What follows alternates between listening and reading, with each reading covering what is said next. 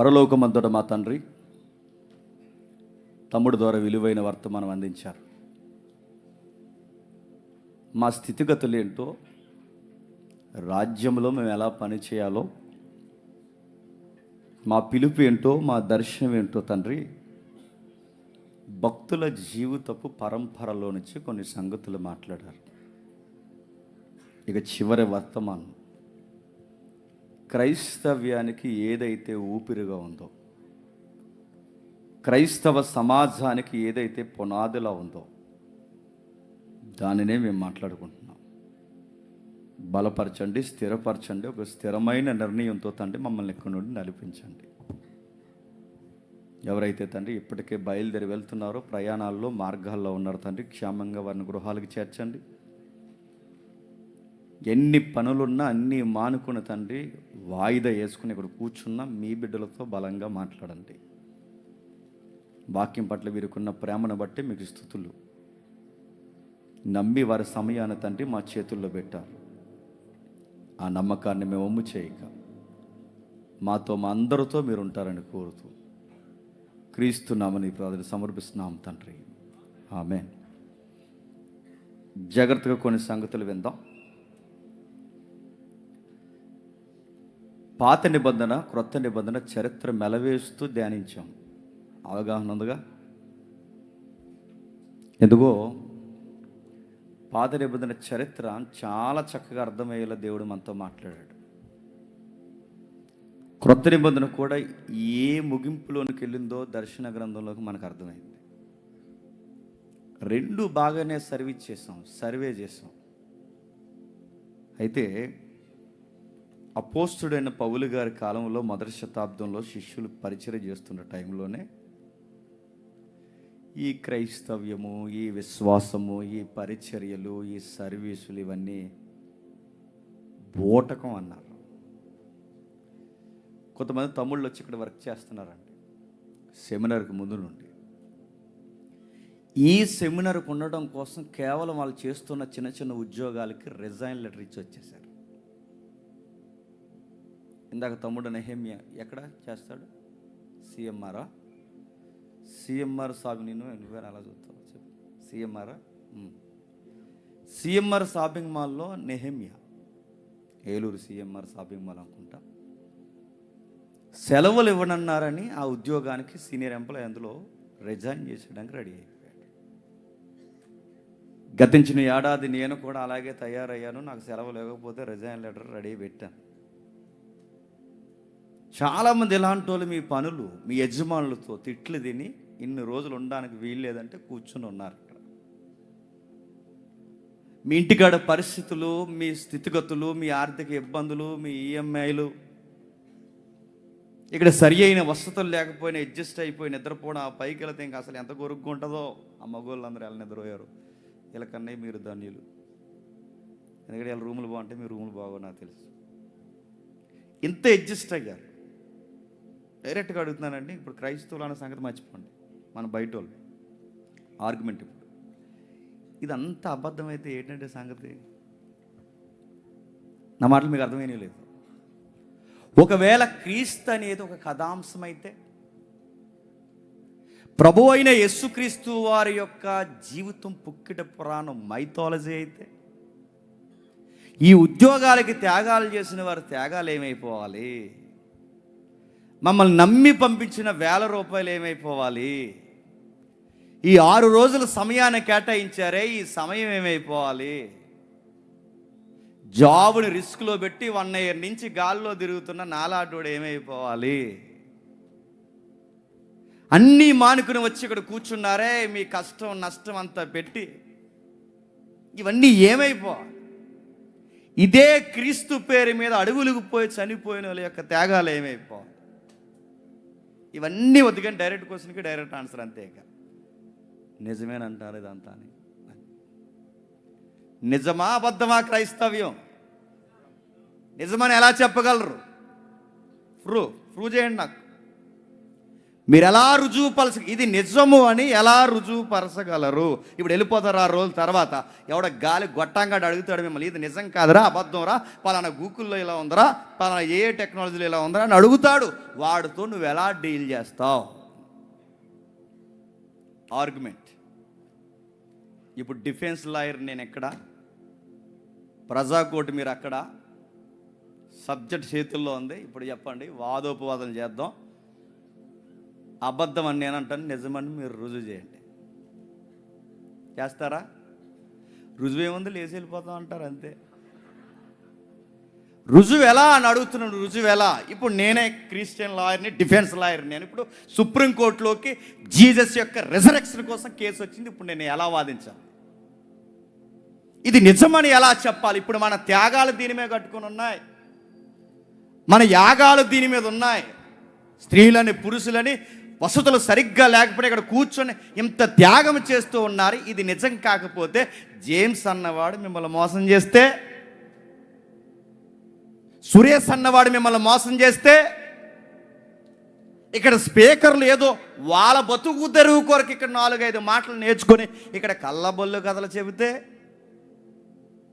మీరు పోతారు, మేము బాగుపడతాం. జరిగితే ఇది మోసం, మతం పేరు మీద జరగట్లేదు ఈ మోసాలు. ఇది కూడా అలాంటి మతోన్మాదం అయితే ఏంటి దీని కథ? ఈ డౌట్స్, ఈ ఆర్గ్యుమెంట్స్, ఇలాంటి వితర్కము ఈరోజే కాదండి, మొదటి శతాబ్దంలో పౌలు గారి ముందుగా వచ్చింది. భలే ఆన్సర్ చేశాడు ఆయన.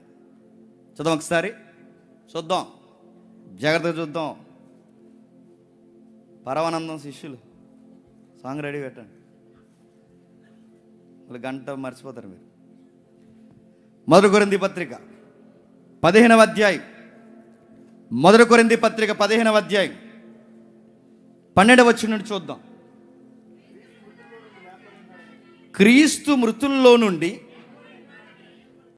లేపబడి ఉన్నాడని ప్రకటింపబడుచుండగా మీలో కొందరు మృతుల పునరుద్ధానము లేదని ఎట్లు చెప్పుచున్నారు?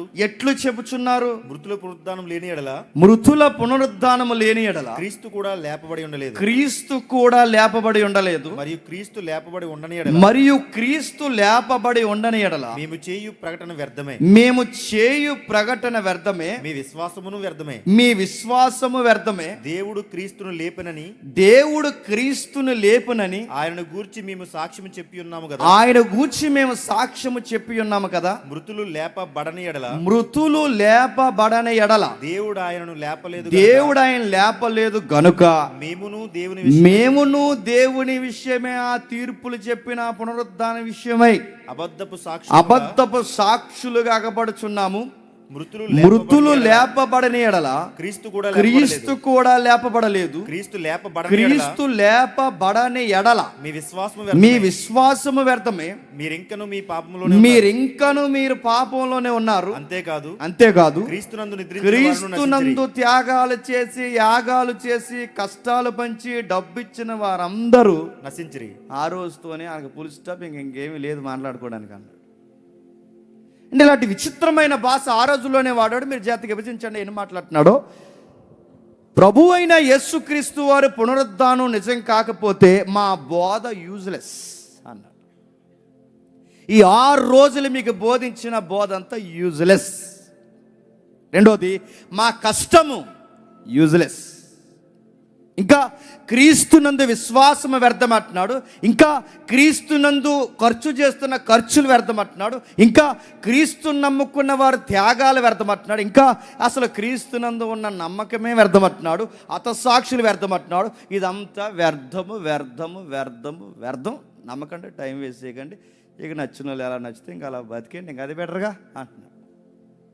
ఇక మీరు పాపంలో ఉండండి. క్రీస్తు లేపబడకపోతే పాపం అంటే ఏంటో తెలియదు. క్రీస్తు లేపబడకపోతే పాపానికి ఆరోపణ లేదు.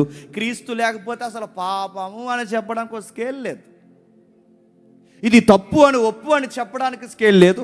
అసలు మరొక జీవితం కొరకు ఒక ఆధారం లేనప్పుడు తప్పైదేటి ఒప్పేటైతే నచ్చినట్టు పోతాం, ఎవరి కంపుల్లోకి అలా దూరుతాం, ఎలా పడితే అలా ఉంటాం, ఎలా పడితే అలా తిరుగుతాం అని అడుగుతున్నాను. ఇదంతా ఏంటి? డైరెక్ట్గా మిమ్మల్ని అడుగుతున్నాను, ఎందుకింత మనం చేస్తున్నామంటే మనకు తెలుసు మరొక జీవితం ఉందనే కదండి ఇక్కడికి వచ్చి కూర్చున్నాం. మరొక జీవితం ఉందనేగా ఇక్కడికి వచ్చి కూర్చున్నాం, మరొకటి ఉందనేగా నమ్మేగా ఇక్కడికి వచ్చాం. అదే లేకపోతే ఇప్పుడు మీరు అనుకోవచ్చు, చాలామంది తెలియకుండా ఏమనిస్తారంటే మరో జీవితం ఉందన్న నమ్మకం ఏ మతంలో లేదు, మరో జీవితం ఉందన్న నమ్మకం ఎక్కడా లేదని అనకండి. చాలా మతాలు ఉన్నాయి మరో జీవితం ఉందని నమ్మేది, మనం ఒక్కరమే కాదు. చాలా మతాలు ఉన్నాయి. ఎవరు నమ్ముతారు? గ్రీకులు నమ్ముతారు. డ్యూయలిజం అంటారు దాన్ని. గ్రీకులు కూడా నమ్ముతారు. ఏమని నమ్ముతారంటే ఆత్మ మంచిదే కానీ శరీరం వ్యర్థమైనది, ఆత్మకు మరో జీవితం ఉందని నమ్ముతారు గ్రీకులు. ఈజిప్టియన్స్ కూడా నమ్ముతారు, ఐగుప్తీలు నమ్ముతారు. మరో జీవితం ఉందని నమ్మారు కనుకే వాళ్ళ మనుషులు ఐగుప్తీయులు అధిపతులు చనిపోయినప్పుడు మళ్ళీ లెగుస్తామన్న నమ్మకం వాళ్ళకు ఉంది కనుకే వాళ్ళు చనిపోయేటప్పుడు ఏం చేసేవారంటే నగలేసి కప్పెట్టేవారు. వాళ్ళని ఫరోస్ బంగారం పక్కనెట్టేవారు, వజ్రాలు పక్కనెట్టారు. అందుకే మమ్మీల కోసం ఈ రోజుకు తవ్వుతుంటారు, ఎందుకు ఏదో ఒక వజ్రం దొరుకుతుందని. వాళ్ళ శవాలు తవ్వుతుంటారు, ఎందుకంటే వాళ్ళకు కూడా నమ్మకం ఉంది. ఐగుప్తీయులు కూడా నమ్మకం ఉంది ఏమనంటే మళ్ళీ ఒక జీవితం ఉందని. మనం నమ్మడమే కాదు, ఐగుప్తీయులు కూడా నమ్ముతున్నారు మరో జీవితం ఉందని. గ్రీకులు నమ్ముతున్నారు మరో జీవితం ఉందని. యూదులు కూడా నమ్ముతున్నారు మరో జీవితం ఉందని. ఏమని? ఆత్మకు శరీరానికి లింక్ ఉంది.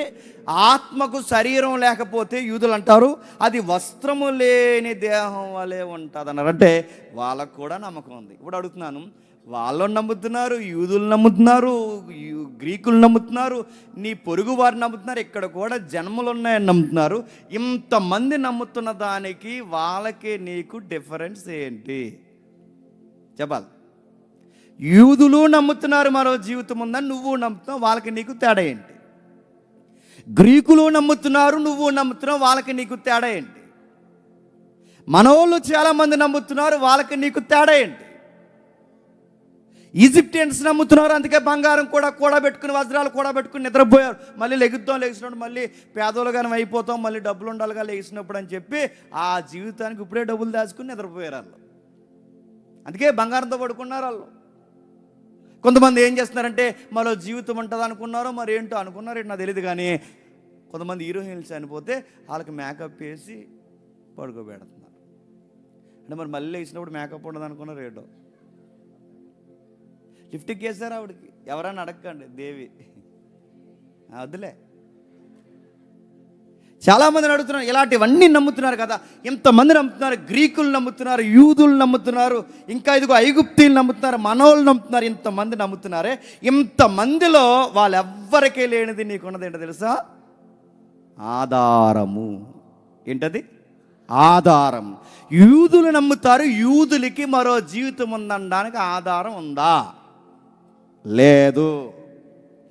ఐగుప్తీలు నమ్ముతారు, ఐగుప్తీలకి మరో జీవితం ఉందనడానికి ఆధారం ఉందా? No evidence. యూదులకు లేదు, గ్రీకులకు లేదు. గ్రీకులకి మరో జీవితం ఉందనడానికి ఆధారం ఉందా? థియరీ, ఫిలాసఫీ ఉందా తప్ప వాళ్ళకి ఎవిడెన్స్ లేదు. యూదులకు లేని ఎవిడెన్స్, ఈజిప్టియన్స్కి లేని ఎవిడెన్స్, జూయిస్కి లేని ఎవిడెన్స్, క్రిస్టియన్స్కున్న ఎవిడెన్స్ ఏంటి?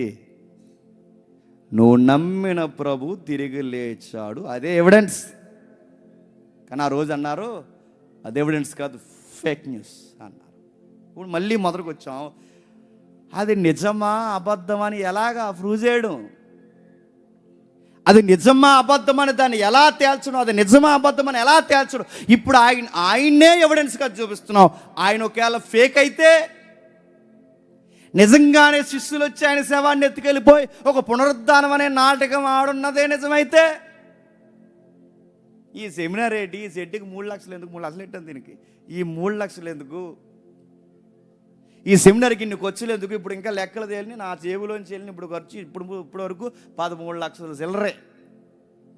ఇంకా కట్టాల్సిన ఉన్నాయి, అయిపోయింది 13 లక్షలే అనుకోకండి, ఇంకా చాలా ఉంది కట్టాల్సిన, ఇంకా చాలా ఉంది. ఇప్పుడు 13 లక్షలు దాచుకుంటే ఎన్ని డబ్బులు అండి? ఇన్ని డబ్బులు నడుతున్నాయి, ఇంత ఖర్చు, ఇంత వ్యవహారం, ఇంత సమయము. మీరు ఎవరో తెలియదు, ముక్కు మొక్క ఎక్కడో బెంగళూరు అంటున్నారు, కర్ణాటక బోర్డర్ అంటున్నారు, ఒడిశా బోర్డర్ అంటున్నారు, ఎక్కడెక్కడో ప్రకాశం జిల్లా అంటున్నారు, మారుమూర ప్రాంతాలు అంటున్నారు, చిత్తూరు అంటున్నారు, రాయగడ అంటున్నారు, రాయలసీమ అంటున్నారు, అనంతపురం అంటున్నారు, కర్నూలు ఎక్కడో ఆ లోపల ప్రాంతాలు చెప్తున్నారు. ఎంతమంది అన్నీ మానుకుని ముక్కు మోకం చూడకుండా వచ్చేసరే మమ్మల్ని చూసి కాదు, మేము పెద్ద అందగాలమని కాదు, మీరు ఎందుకు వచ్చారంటే క్రీస్తును ప్రకటిస్తున్నాము, నచ్చుతున్నాం. ఇప్పుడు ఆ క్రీస్తే ఫేక్ న్యూస్ అయితే ఏంటి కథ? ఆ క్రీస్తే అబద్ధమైతే మళ్ళీ ఆ క్రీస్తే అబద్ధమైతే ఏమన్నాడు తెలుసా? క్రీస్తే అబద్ధమైతే బ్రౌన్ కమ్ అని ఒక జర్మన్ స్కాలర్ ఏమన్నాడు చూడండి, అది చూపించాము ఒకసారి. బ్రౌన్ అనే ఆయన ఏమన్నాడు చూడండి, ఆయన ఏమని మాట్లాడాడు? ఆ జర్మన్ ఫిలాసఫర్ ఏమంటున్నాడు చూడండి, పునరుద్ధానం అనేది, క్రీస్తు యొక్క జీవితం అనేది అబద్ధమైతే ఆయనే ఆ పునరుద్ధానం అనేది అబద్ధమైతే 4 సువార్తలు కట్టు కథలు అన్నాడు. నమ్మకండి అయ్యా, చదవకండి, టైం వేస్ట్ అన్నాడు.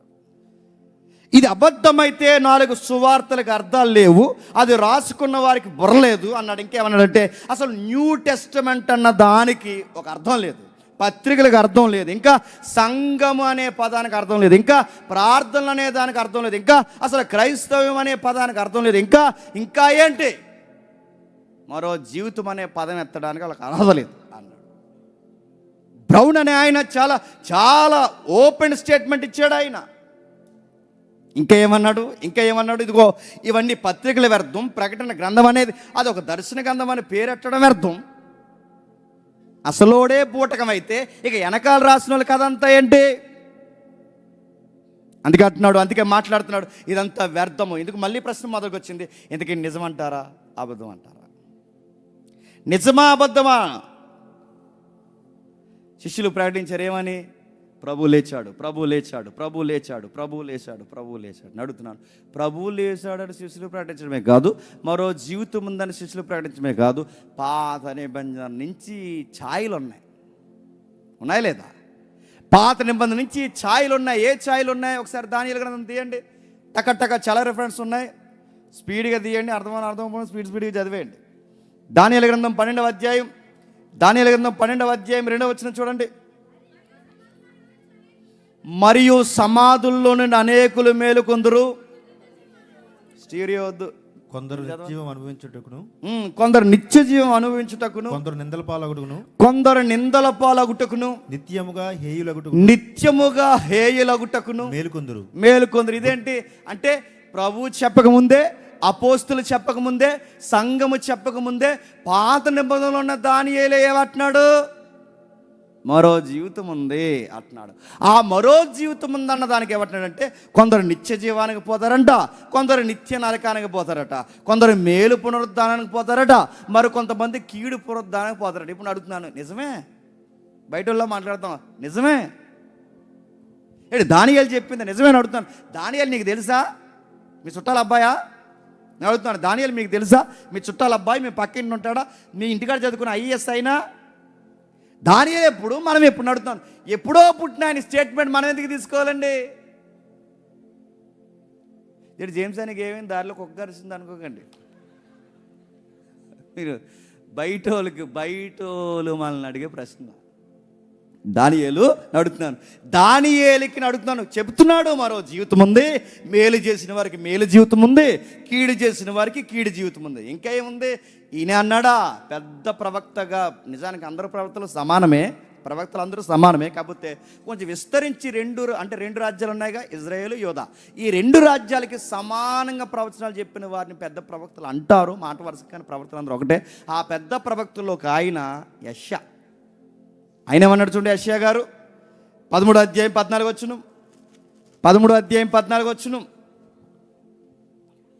అప్పుడు తరంబడుచున్న జింక వలను, పోగు చేయని గొర్రెల వలను జనులు తమ తమ స్వజనుల తట్టు తిరుగుదురు, తమ తమ స్వదేశములకు పారిపోదురు.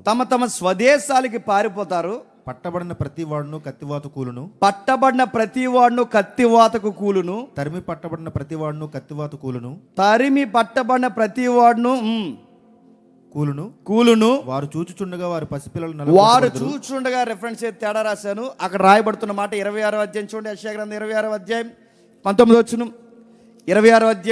వచనం. మృతులైన నీ వారు బ్రతుకుదురు, మృతులైన నీ వారు బతుకుదురు, నా వారి శవములు సజీవములగును, నా వారు శవములు సజీవమగును. ఏమంటున్నాడు యెషయా కూడా? ఏమంటున్నాడు? మృతులైన వారు మరలా లేస్తారు, మా వారు తిరిగి లేస్తారు. మట్లో పడి ఉన్న వారులారా మేల్కొని ఉత్సహించుడి, మేలుకొని ఉత్సహించుడి. నీ మంచు ప్రకాశమానమైన మంచు భూమి తనలోని ప్రేతలను సజీవులుగా చేయును. తమలోని ప్రేతలను సజీవులుగా చేయును. నా జనమా, నా జనమా, ఇదిగో వారి దోషమును బట్టి, ఇదిగో వారి దోషమును బట్టి భూ నివాసం శిక్షించుటకు, భూనివాసులను శిక్షించుటకు యెహోవా తన నివాసముల నుండి వెడలు. యెహోవా తన నివాసం అంటే దేవుడు వస్తాడు, వచ్చిన వాడు మిమ్మల్ని తిరిగి లేపుతాడు. మృతులైన మన వాళ్ళు మళ్ళీ సజీవంగా అవుతారు. మట్టిలో ఉన్నవారు మళ్ళీ మహిమా జీవితాల్లో వస్తారని యెషయా కూడా నన్ను అడుగుతున్నాను. యెషయా గారు ఎవరండి? మీ చుట్టాలా? యెషయా గారు ఎవరండి అని అడుగుతున్నాను. యెషయా ఎప్పుడో క్రీస్తు పూర్వం వ్యక్తులు, వాళ్ళు చెప్పింది మనం ఎలా నమ్ముతాం? ఎవరో ఒక పుస్తకం చూసుకుని ఒక పుస్తకం రాసేసుకున్నారు అనుకోవచ్చుగా. యెషయా ఇక్కడ వరకు రాశాడు, మనం ఇక్కడి నుంచి మొదలెడితే బాగుంటుందా అనుకున్నారేమో. మొత్తానికి సెమినార్ ఇలాగ అయిపోయింది అనుకోకండి, వినండి. అలా అనుకున్నారేమో, తెలివైన వాళ్ళందరూ కలిసి రాసేసారేమో, ఏమో. డౌట్లో ఆనందంలో లేరు ఈరోజు. యెహెజ్కేలు ఏమంటున్నాడు చూడండి. యెహెజ్కేలు 37వ అధ్యాయం, యెహెజ్కేలు 37వ అధ్యాయం 12 నుండి 14 వచనాలు. కాబట్టి ప్రవచనమెత్తి వారు తిట్లనుము, ప్రభువగు యెహోవా సెలవిచ్చినదేమనగా, నా ప్రజలారా, సమాధులు నేను తెరిచెదను, సమాధుల్లో నుండి మిమ్మల్ని బయటికి రప్పించెదను, ఇశ్రాయేలు దేశములోనికి తోడు. ఎవరిని కదపండి. బైబిల్లో ప్రవక్తలు అందరూ ఏమంటున్నారండి? మనుషులు బతుకుతారు, మనుషులు లెగిస్తారు, మళ్ళీ చూస్తారు, మనుషులు లెగిస్తారంటే మరొక జీవితం కొరకు ఏదో పక్షాన చూసాయిగా మాట్లాడుతూనే వచ్చారండి వీళ్ళు. చాలా నిగూఢమైన సత్యాలు మాట్లాడుతూనే వచ్చారు. అక్కడ తాగిపోయారా? ఆ యెషయా పునరుద్ధానం కోసం మాట్లాడితే ఏమంటాడు తెలుసా? ఇదిగో ఆ రాజు రాబోతున్నాడు, ఆయన దెబ్బలకి నవ్వులు పాలవుటకు ఆయన అప్పగిస్తారు, ఆ రాజు మళ్ళీ ఆ లేత మొక్క సిగురిస్తాదని రాశాడు. ఇంకా ఎన్నో విషయాలు రాసుకొచ్చాడు. ఇంకేమన్నాడు? ఆ కీర్తన గ్రంథం చూడండి, కీర్తన 16వ కీర్తన, చాలా వచనాలు ఉన్నాయి, జాగ్రత్తగా వినండి. 16వ కీర్తన 10-11 వచనాలు. ఎందుకనగా నీవు నా ఆత్మను పాతాళంలో విడిచిపెట్టవు, నీవు నా ఆత్మను పాతాళంలో విడిచిపెట్టవు, నీ పరిశుద్ధిని కుళ్ళిపట్టనివ్వు, జీవ మార్గమును నీవు నాకు తెలియజేసేదవు. ఈయనెవరు? దావీదు గారు. మళ్ళీ అడుగుతున్నాను, దావీదు గారు ఎవరు? మీ చుట్టాలా? దానియేలు గారు ఎవరో మనకు తెలియదు. చెప్పండి. యెషయా గారు ఎలా ఉంటారో తెలుసా మీకు? నల్లగుంటాడు, తెల్లగుంటాడు, పొడవుంటాడా తెలుసా? తెలియదు మనకి. దాన్ని అడుగుతున్నా. ఇప్పుడు దావీదు గారు, ఆయన ఎలా ఉంటాడో చాలా మంది దావీదు గారు అనగానే ఓ పిక్చర్ ఉంటుంది అంటున్నాను. ఎలా ఉంటాడో తెలుసా మనకు? చూసామా? వీళ్ళు ఎవరండి అని అంటున్నాను. వీళ్ళ మాటలు మనం ఎందుకు నమ్మాలండి? అప్పుడప్పుడు యూట్యూబ్లో వీడియోలు పెడుతున్నారు, ఎక్కడో విదేశీ లేదో రాసుకున్నారా, స్వదేశం ఉన్నది మీరు నమ్మకుండా ఎక్కడున్నది నమ్ముతారు. అదే తీరా నమ్ముతారు మీరు? ఇలాంటివన్నీ మాట్లాడుతున్నారు. ఇదిగో ఇక్కడ దావీదు అంటున్నాడు, ఏమంటున్నాడు అంటే, ఇదిగో అనేక విషయాలు మాట్లాడుతున్నాడు. కుళ్ళు బట్టి నువ్వు నన్ను మళ్ళీ తిరిగి లేపుతావు.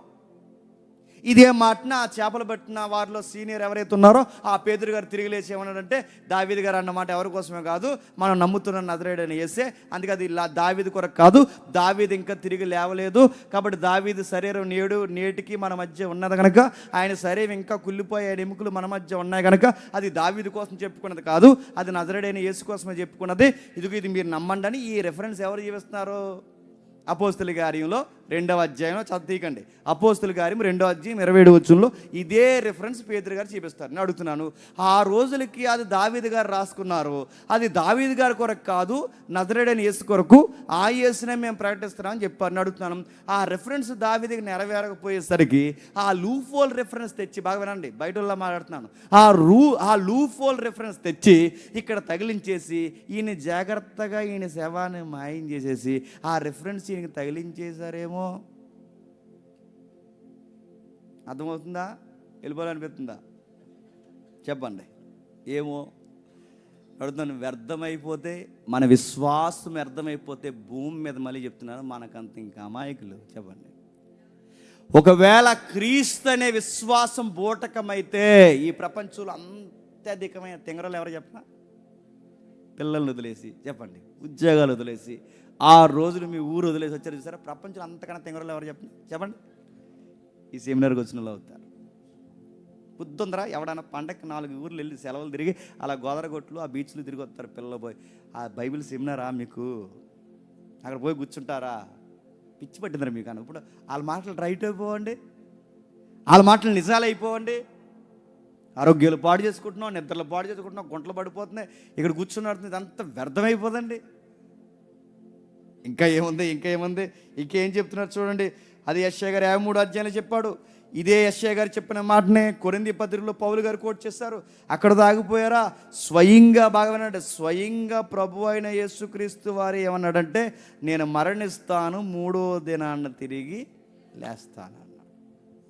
ఇప్పుడు చెప్పండి, ఇంక సవాళ్ళు అండి. సేల్ రిఫరెన్స్ ఉన్నాయి, 100 రిఫరెన్స్. ఇది నిజమే కదా చెప్పని టెన్షన్ చేస్తుంది అనుకోండి. ఎందుకు ఇది నిజమా అబద్ధమా? ఇది జరిగిందా జరగలేదా? దీన్ని ఎలా మనం తెలుసుకోవడం, దీని గురించి ఎలా మనం మాట్లాడడం? ఇది చరిత్రలో ఎక్కడో కలిపింపబడిన కథ అయితే నేను అడుగుతున్నాను, ఇలా ఎలా దీన్ని కవర్ చేయడం? ఇప్పుడు మనం కోర్టులో పెడదాం, ఎందుకంటే ఇప్పుడు మనం ఎవరో వద్దు, కోర్టు ఈ రికార్డింగ్ బట్టి కోర్టులో పెట్టినా గెలుస్తాం, నాకు ఆ నమ్మకం ఉంది. ఇప్పుడు కోర్టులో తీసుకొచ్చిన ఈ కేసు ఇది నిజమా కాదా? ఎలా కొలుస్తారు కోర్టులో? ఎలా కొలుస్తారో కొంచెం ఆ ఏరియాలో తిరిగినాను కాబట్టి నేను చెప్తాను వినండి. ఎలా కొలుస్తారంటే దీన్ని, ఇది నిజమా కాదని తేల్చడానికి చరిత్రలో ఎలా కొలుస్తారు. ఫస్ట్ స్కేల్ ఇది. ఎలా కొలుస్తారంటే, చరిత్రలో ఎక్కడో ఒక దిక్కుని జరిగిన విషయాన్ని, రాయబడిన విషయాన్ని ఒక్క చోటే కాకుండా ఎక్కువ సార్లు ఎక్కువ వ్యక్తులు ఒకే విషయాన్ని పదే రాస్తే ఫస్ట్ స్కేలు ప్రకారం చెప్పండి నిజమని మొదట అడుగేస్తారు. మరలా ఆర్గ్యుమెంట్ ఎలా చేస్తారంటే, ఒక విషయాన్ని ఎక్కడో మూలన జరిగిన విషయం అయితే అది చరిత్ర ప్రకారం నిజమా అబద్ధమని ఎలా కొలుస్తారంటే, ఒకటి కన్నా ఎక్కువ సార్లు ఒకే విషయం రాయబడినా, ఒకరికన్నా ఎక్కువ వ్యక్తులు ఒకే విషయానికి కోసం రాస్తే చరిత్రలో ఆ విషయం నిజమని పండితులు ధృవీకరిస్తారు. అని అడుగుతున్నాను, ఈ స్కేల్ బైబిల్ దగ్గరికి వస్తే బైబిల్ గెలుస్తుందా గెలవదా చెప్పండి? ఒకరు కాదు, ఇద్దరు కాదు, ముగ్గురు కాదు, 500కి పైనే చెప్పారు ఈ విషయం. ఫస్ట్ ఆర్గ్యుమెంట్లో మనకు తెలుస్తుంది ఈ ఒక్క విషయాన్ని, ఇది జరిగిందా జరగలేదంటే జరిగింది కనుకే ఎక్కడికక్కడ సంబంధం లేని వాళ్ళు కూడా ఈ విషయాన్ని రాశారు. అలా కాదని మరి ఆయన తాలూకాలు రాసేసి ఉండొచ్చుగా అనొచ్చు మీరు, ఆయన శిష్యులు రాసేసి ఉండొచ్చుగా, ఆయన సంబంధించిన రాసేసి ఉండొచ్చుగా. అంటే బయట వాళ్ళు రాశారు, ఇవే బైబిల్ వాళ్ళు కాదు, బయట వాళ్ళు రాశారు. ఎవరు బయట వాళ్ళు రాశారంటే జోసఫస్ రాశారు. ఇంకెవరు రాశారు?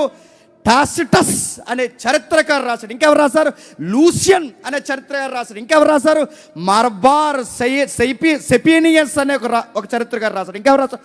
తాల్మూడ్ అనే ఒక గ్రంథం ఉంది, ఆ గ్రంథం లిఖించింది వీటి గురించి. ఒకటి కాదు, రెండు కాదు. అంటే వీళ్ళెవరు? వీళ్ళ శిష్యులు కాదు. వీళ్ళెవరు ఆయనకి సంబంధించిన వారు కాదు. వీళ్ళెవరు? పూర్తిగా బయటోళ్ళు, క్రైస్తవ విశ్వాసానికి వ్యతిరేకులు. వాళ్ళు కూడా రాశారు. ఏమని రాశారంటే, ఇది నిజమే, మెస్సయ్యన్న ఆయన్ని రోమా ప్రభుత్వం సిలివేసింది నిజమే, ఈ వేసిన తర్వాత ఆయన మరొక బ్రతుకుల్లోకి వెళ్ళాడన్న నిజమే, ఈ యొక్క విశ్వాసం నమ్మి ప్రకటించిన అపోస్తుల విశ్వాసం కూడా నిజమని జోసఫస్ అనే చరిత్రకారుడు కూడా రాశాడు. ఇంకా మీకు ఇందులోంచి ఇది ఉంది కదండి మనకి, మరి రికార్డెడ్ బుక్ ఇచ్చారు కదండి, ఈ బుక్ని కౌంటర్ చేద్దాం. ఏమని కౌంటర్ చేద్దాం అంటే, ఇదే బుక్ ఉంది, మూడో కౌంటర్ చేద్దాం. ఏమని చేద్దామంటే, ఒక ప్రిన్సిపల్ ఉంటుందండి హిస్టరీలో, ఓ స్కేల్ ప్రకారం కొలిస్తే. ఎలాగంటే, ఎప్పుడైనా ఏ రైటర్ అయినా ఈ పుస్తకం రాసుకుంటే, ఎప్పుడైనా ఏ రైటర్, ఇప్పుడు నేనే రాశానంటే ఇప్పుడు పుస్తకంలో నా క్యారెక్టర్ పెట్టుకున్నాను అనుకోండి, ఇప్పుడు నేను మత్తయ్యని లేకపోతే నేను పేతుని అనుకోండి. సంఘంలో సీనియర్ ఎవరండి? ఇందాక చెప్పారు కదా అన్నయ్య, వాళ్ళ సహోదరుడు. సంఘంలో అదే తమ్ముడో, ఎవరో తమ్ముడో అన్నయ్య చెప్పలేం. ఇప్పుడు వీళ్ళ బ్రదర్ ఉన్నారు, ఆంధ్రేయ గారు బ్రదరు ఎవరు? పేదరు గారు ఉన్నారు. పేదరు గారు సంఘంలో సీనియరే కదా, సంఘంలో సీనియర్, సంఘంలో పేరు మోసినోడు. ఇప్పుడు పేతురు గారి స్టోరీ ఇప్పుడు మేమే క్రియేట్ చేస్తాం. నేనే పేతురుని అనుకోండి, ఆడ ఆంధ్రేయ అనుకోండి, ఈయన పౌలు గారు ఎవరిని పెడతాం? పౌలు గారు కాకుండా ఎవరన్నా, నిజంగానే ఆయన పేరు పౌలు. మీ అందరూ ఉన్నాం అనుకోండి, ఇప్పుడు మా గురించి రాసుకోవాలి. మరి రాసుకోవాలిగా, మరి మేము కథ నడిపిస్తున్నామంటే రాసుకుంటాం. ఇప్పుడు నా గురించి నేను రాసుకున్నప్పుడు నేను ఏమని రాస్తాను చెప్పండి? ఏమని రాస్తాను చెప్పనా? పేతురు అనే నేను వచ్చిన తర్వాత చరిత్ర సంఘం ఎలా నడిచిందంటే అని రాయాలి సువార్తలో. కానీ సువార్తలో ఎలా రాశారు చెప్పిన, పేతుర్ని ప్రభు అన్నాడట సాతానా. చెప్పండి, నేనకు పో అన్నాడు. ఏంటి మీకు గమనించండి, చరిత్ర చదవండి. అసలు పేతురు అంటే సంఘానికి ఆ రోజుల్లో గొప్ప లీడర్ అండి, సంఘానికి గొప్ప నాయకుడు. అలాంటి నాయకుడిని బైబిల్ ఏమని రాశారు తెలుసా? సాతాను అని రాశారు. అలాంటి నాయకుడిని బైబిల్ ఏమని రాశారు తెలుసా? 3 సార్లు అబద్ధం ఆడారని రాశారు. అలాంటి పేతుర్ని ఏమని రాశారు తెలుసా? కోపిస్ట్ అని రాశాడు, పిరికోడని రాశారు, ఆడపిల్లకు బెదిరిపోయాడని రాశారు. ఇప్పుడు చెప్పండి, ఒకవేళ ఇది అబద్ధం అయితే, నిజంగా క్రియేట్ చేసింది అయితే, ఇప్పుడు నా గురించి నేను గొప్పగా రాసుకుంటానా, నేను పెద్ద పిరికోడని రాసుకుంటాను? చెప్పండి చెప్పండి, ఇది లాజిక్, ఇది ఎలాగ కొలుస్తారు, ఆర్గ్యుమెంట్లు ఎలాగ జరుగుతాయి? ఇప్పుడు నేను గొప్పోడని రాసుకుంటారా, పిరికోడని రాసుకుంటారా? నాకు అంత ధైర్యవంతుడు ప్రపంచంలో ఎవరు లేడని రాసుకుంటాను నేను. ఇప్పుడు మామూలుగానే ఎవరికైనా మైక్ ఇస్తే, మైక్ మీరు గమనించండి, ఈ మధ్యకాలంలో ఎవరికైనా మైక్ ఇస్తే ప్రభు కోసం చెప్పేది ఎక్కువ, ఆడి కోసం చెప్పుకునేది ఎక్కువ, సెల్ఫ్ ఎక్కువ ఉంటుంది మనుషులు, తెలుసా? మేము ఇలాగా, మా పిల్లలు ఇలాగా, మేము అక్కడికి వెళ్తున్నప్పుడు ఏం జరిగిందంటే, ఫ్లైట్లో ఏం జరిగింది, రెక్కడిపోయింది ఇలాగ, అంతే. ఈ సెల్ఫ్ ఉంటుంది చూసారు, ఇదంతా చెప్పుకుంటారు చూసారు, రకరకాలు చెప్పుకుంటారు. అలాంటిది నడుతున్న అదే మానవ భావజాలం ఉంటే, పేతురు మొదటి లీడర్ కొరకు ఏమని రాయాలి? ఏమని రాయాలి తెలుసా? మొదటి లీడర్ కొరకు గొప్పోడని రాయాలి, గొప్పవాడని రాయాలి. కానీ సాతానని రాశారు, అబద్ధికుడని రాశాడు, ఆడపిల్లకి భయపడిపోయాడని రాశారు, తట్టుకోలేకపోయాడని రాశారు. ఒకవేళ ఇది అబద్ధమైతే, మరో మాట్లాడుతున్నాను, ఒకవేళ ఇది అబద్ధమైతే ఒకరికి ఒకరు కలిసి కూర్చోకండి. ఇది రాసిన పుస్తకం ఇది. అందుకే లూకాకి సంబంధం ఉండదు, మార్కుకి సంబంధం ఉండదు, మత్తయికి సంబంధం ఉండదు, యోహానికి సంబంధం ఉండదు. ఎవరికి సంబంధం లేదు. ఎందుకంటే మార్కు టైమింగ్ వేరు, మత్తయి టైమింగ్ వేరు, లూకా టైమింగ్ వేరు, యోహాన్ టైమింగ్ వేరు. ఎవరికి సంబంధం లేదు. ఎవరికి సంబంధం లేకుండా రాసిన పుస్తకం కనుక ఖచ్చితంగా ఒకరికొకరు వ్యతిరేకంగా రాసుకుంటారా, రాసుకుంటారు. ఇది ఒకరికి ఒకరు ఒకే కాలానికి, ఒకే సమయానికి, ఒకే ప్రాంతానికి చెందిన వారు కాకపోయినా ఒకే విషయాన్ని కరెక్ట్గా చెప్పారంటే, చరిత్రలో మరో స్కేల్, కరెక్ట్గా చెప్పారంటే ఇది ఖచ్చితంగా నిజమే. కోర్టులో కేసులు ఎలా ఓడిపోతాయంటే నేను చెప్తాను వినండి. నిజం అనుకోండి, 100 మందిని తీసుకొచ్చినా ఒకేలా చెబుతారు. అబద్ధం అనుకోండి, చెబుతాను వినండి, మొదటి రోజులు తీసుకొస్తారు, ఎవరికి సంబంధం ఉండదు, చాలా ప్రిపేర్ అయిపోతారు బయట. ఎంత ప్రిపేర్, ఇలా ఆడినప్పుడు ఇలా చెప్పు, ఇలా ఆడినప్పుడు ఇలా చెప్పు, లోపల అలా అడగరు, ఏరేలాగా అడుగుతారు. ఇలా నిలబడతారండి, లోపలికి వచ్చి సాక్షులు, దొంగ సాక్షులు వచ్చి, ఆ రోజు నువ్వు ఉన్నావా అంటే ఉన్నానండి అన్నారు. చెప్పు, మీ ఇంటి దగ్గర ఇదిగో ఈ గొడవ జరిగినప్పుడు ఈడేగా నేరస్తుడు, ఈడే, ఈ నేరస్తుడు ఈ మధ్య పెద్దల తవ్వు జరిగింది కదా. ఇంకొకరు వచ్చి ఏమన్నారంటే, ఆ పోలీస్ స్టేషన్ పక్కన జరిగింది బావగారు అన్నారు. ఇంకొకరు వచ్చి ఏమన్నారంటే, తెల్లవారుజామున 6 గంటలు జరిగిందంటే జడ్జి అన్నాడు, పో, అబద్ధికులు ఎవడరా తీసుకొచ్చిందాడు, ఆడు 6 గంటలకు అంటాడు, ఈడు 2 గంటలకు అంటాడు, ఈడు పంచాయతీ అంటాడు, అక్కడ అంటాడు, ఈడు ఇక్కడ దొంగ ఎదవాలి అంది బై. ఆ పోతూ ఈ నేరస్తుని తిట్టుకుంటూ పోయారు. నేను అడుగుతున్నాను, కేసు పోయా. ఇంకొక విషయం చెప్పనా, ఇంకో విషయం చెప్తున్నానండి. కొట్టాడండి అన్నారు. ఎన్ని గంటలు కొట్టాడు అని అడిగారు. ఒకడు వచ్చి ఎంత నైస్గా చెప్పాడో, అప్పుడే గడ్డి కోసుకుని వచ్చానండి, స్నానం చేద్దామని అలాగ వెళ్ళానండి, భోజనం చేద్దామని అలా, ఎంత చూడండి స్క్రిప్ట్ ఎలా ఉందో, భోజనం చేద్దామని అలా కంచం దగ్గర కూర్చున్నానండి, ఈ లోపు ఏంటా కేకలు అనుకున్నానండి, ఆ కేకలు ఏంటని వెళ్తారికి పిల్లలు కొట్టేస్తున్నాడండి వీడు అన్నారు. రికార్డ్ చేశారు. నువ్వు పక్కన ఉంటారు అబ్బాయి, నీతో పని ఉంది. ఇంకోవాడిని తీసుకొచ్చారు. ఎప్పుడు కొట్టాడు అని అడిగారు. ఆడొచ్చి అంటాడు 9:30కే కొట్టేసాడండి అన్నాడు. ఆడేమో 2:30కి అంటాడు, ఈడేమో 9:30కి అంటాడు. అడుగుతున్నాను, నిజమైతే 100 మంది వచ్చినా ఒకేలా చెబుతారు. ఇది అబద్ధం గారికి ఏం చెప్తాడు, ఒకడేమో 9ని కొట్టాడు అంటాడు, ఒకడేమో 2ంటికి కొట్టాడు అంటాడు, ఒకడేమో కొట్టలేదు అంటాడు, ఒకడేమో వచ్చాడు అంటాడు, ఒకడు రాలేదు. అసలు మమ్మల్ని మందరం అన్నారు, అంతే గుర్తుపెట్టుకో. కోర్టులో కేసులు అలాగపోతాయి. నేరం జరిగినప్పుడు నేరస్తుడు ఏ గుమ్మంలోంచి వచ్చాడు అనగానే పలానా గుమ్మం నుంచి వచ్చాడండి అంటారు. గుమ్మం తూర్పుకుందా పరమడుకుందా చెప్పరా అబ్బాయి అంటారు. అంతే పోయే. విఆర్ వాళ్ళు ఉంటారు, విఆర్ రిపోర్ట్ రాస్తారు, గ్రౌండ్ రిపోర్ట్ రాస్తారు విఆర్ఓ స్థానిక ఎస్హెచ్ఓ కలిసి విఆర్ఓ గ్రౌండ్ రిపోర్ట్లు రాస్తారు. ఈ గ్రౌండ్ రిపోర్ట్ రాసినప్పుడు విఆర్ఓ ఎక్కడ ఓడిపోతారు చెప్పినా, విఆర్ఓలు ఎక్కడ ఓడిపోతారంటే దిక్కులు సరిగా రాయరు, గుమ్మాలు సరిగా రాయరు, ఆ ఈదులో ఎన్ని స్తంభాలు ఉన్నాయి కూడా సరిగా రాయరు. నిజమైతే రాస్తారండి, అబద్ధం ఎలా క్రియేట్ చేసినా రాయలేరు, గుర్తుపెట్టుకోండి. అలా దొరుకుతారు. ఇప్పుడు చూడండి, అరే ఒకే నలుగురిని బయట ప్రాంగణంలో ప్రిపేర్ అయిపోతారు. బయట నలుగురు ప్రిపేర్ అయిపోయి స్క్రిప్ట్ 70 సార్లు చదివించి లోపలికి ప్రిపేర్ అయిపోయి పంపించిన వీళ్ళు చెప్పలేకపోతున్నారంటే నలుగురు ఒక దిక్కున లేరు, నలుగురు మాట్లాడుకోలేదు, నలుగురికి సంబంధం లేదు, అసలు నలుగురు ఒక కాలానికి సంబంధించిన వారు కాదు, అయినా ఒకే విషయాన్ని కరెక్ట్గా రాస్తున్నారంటే చరిత్ర ప్రకారం ఇదేంటి చెప్పండి? నిజం. గుర్తుపెట్టుకోండి, నిజం. ఇది నిజము కనుకే ఈ ఆర్గ్యుమెంట్లో ఎంతమంది వచ్చినా కరెక్ట్గా రాశారు. పేతురు గారు కూర్చి అంత గొప్పగా ఎందుకు రాలేదంటే ఇది నిజము కనుకే. నిజంగా ఇది కల్పించిన గ్రంథం అయితే రైటర్స్ వారి గురించి గొప్పగా రాసుకోవాలి, కానీ వారు రాయలేదు. ఇంకేం రాస్తున్నారు ఒకసారి చూడండి. ఈ మధ్యకాలంలో కొంతమంది తయారైపోయారు ఏమంటున్నారంటే యేసుప్రభు వారు అలా చనిపోయినట్టు అనుకునేసరికంట చనిపోయాడు అనుకున్నారండి. మరి వీళ్ళు దగ్గర ఉన్నారు కదండి ఆ రోజుల్లో, మరి వీళ్ళు దగ్గర ఉన్నారు కాబట్టి దగ్గరుండి చూశారు. ఇటు కొంచెం కామెడీగా చెప్పారు, అప్పుడు తగ్గినాయిలండి. ఎంత కామెడీ కంటే ఇలా వచ్చాట మా అత్తయ్య గారు ఇలా చూసి యేసుక్రీస్తు వారు చనిపోతారు అని అలా రాసాడంట. అంటే పుస్తకం పట్టుకుని తిరిగాడు ఆయన వెనకాల. అప్పుడు పుస్తకాలు ఉన్నాయని అడుగుతున్నాను. వాళ్ళు చెప్పి ఎంత ఎటకారంగా ఉంటాయి అనుకున్నారు. ఇదిగో అలా చనిపోయాడని చెప్పింది ఎవరు అనుకున్నారు? ఖురాన్లో చెప్తారు. ఖురాన్ సూరా 4:57-58 వచనాలు ఇలా రాయబడి ఉంది తెలుసా? క్రీస్తు చనిపోలేదు, భ్రమకు గురయ్యారు అని రాశారు. చూడండి, సూరా 4 రాశారు. 57-58 ఏమని రాశారు? ఇదిగో క్రీస్తు చనిపోలేదని ఖురాన్లో రాశారండి. నేను అడుగుతున్నాను, అదే ఖురాన్ క్రీస్తుని ఏమంటారు తెలుసా? క్రీస్తు ప్రవక్తలలో గొప్ప ప్రవక్త అన్నారు. ఇప్పుడు డౌట్ అడుగుతున్నాను, రేజ్ చేస్తున్నాను, అడగండి. ఇప్పుడు ఖురాన్ చెప్పింది క్రీస్తు గొప్ప ప్రవక్త అంది. ఖురాన్ ప్రకారం క్రీస్తు గొప్ప ప్రవక్త, కానీ చెప్పండి ఆయన తిరిగి లేవలేదు. ఖురాన్ ప్రకారం ఆయన గొప్ప ప్రవక్త అయితే ఆయన తిరిగి లేలేదు. ఇప్పుడు ఆయన గొప్ప ప్రవక్త బాగానే చెప్పారు. ఇదే గొప్ప ప్రవక్త ఏం చెప్పాడంటే మీరు రెఫరెన్స్ రాసుకొని టకమని మీరు రెఫరెన్స్ ఏం చెప్తారంటే మార్కు సువార్త 8:30-33 ఏమంటాడంటే మనుష్య కుమారుడు 3వ దినాన తిరిగి లేస్తాడు. అదే 9:37 ఏమంటాడు? మనుష్య కుమారుడు 3వ దినాన తిరిగి లేస్తాడు. అదే మార్కు సువార్త 10:33-45 ఏమంటాడు? మనుష్య కుమారుడు తిరిగి లేస్తాడు. అదే మార్కు సువార్త 12:1-12 ఏమంటాడు? మనుష్య కుమారుడు 3వ దినాన తిరిగి లేస్తాడు. అదే మార్కు సువార్త 14:18-28 ఏమంటాడు? మనుష్య కుమారుడు 3వ దినాన తిరిగి లేస్తాడు అంటాడు. మత్తయి సువార్త 12:38-40 ఏమంటాడు?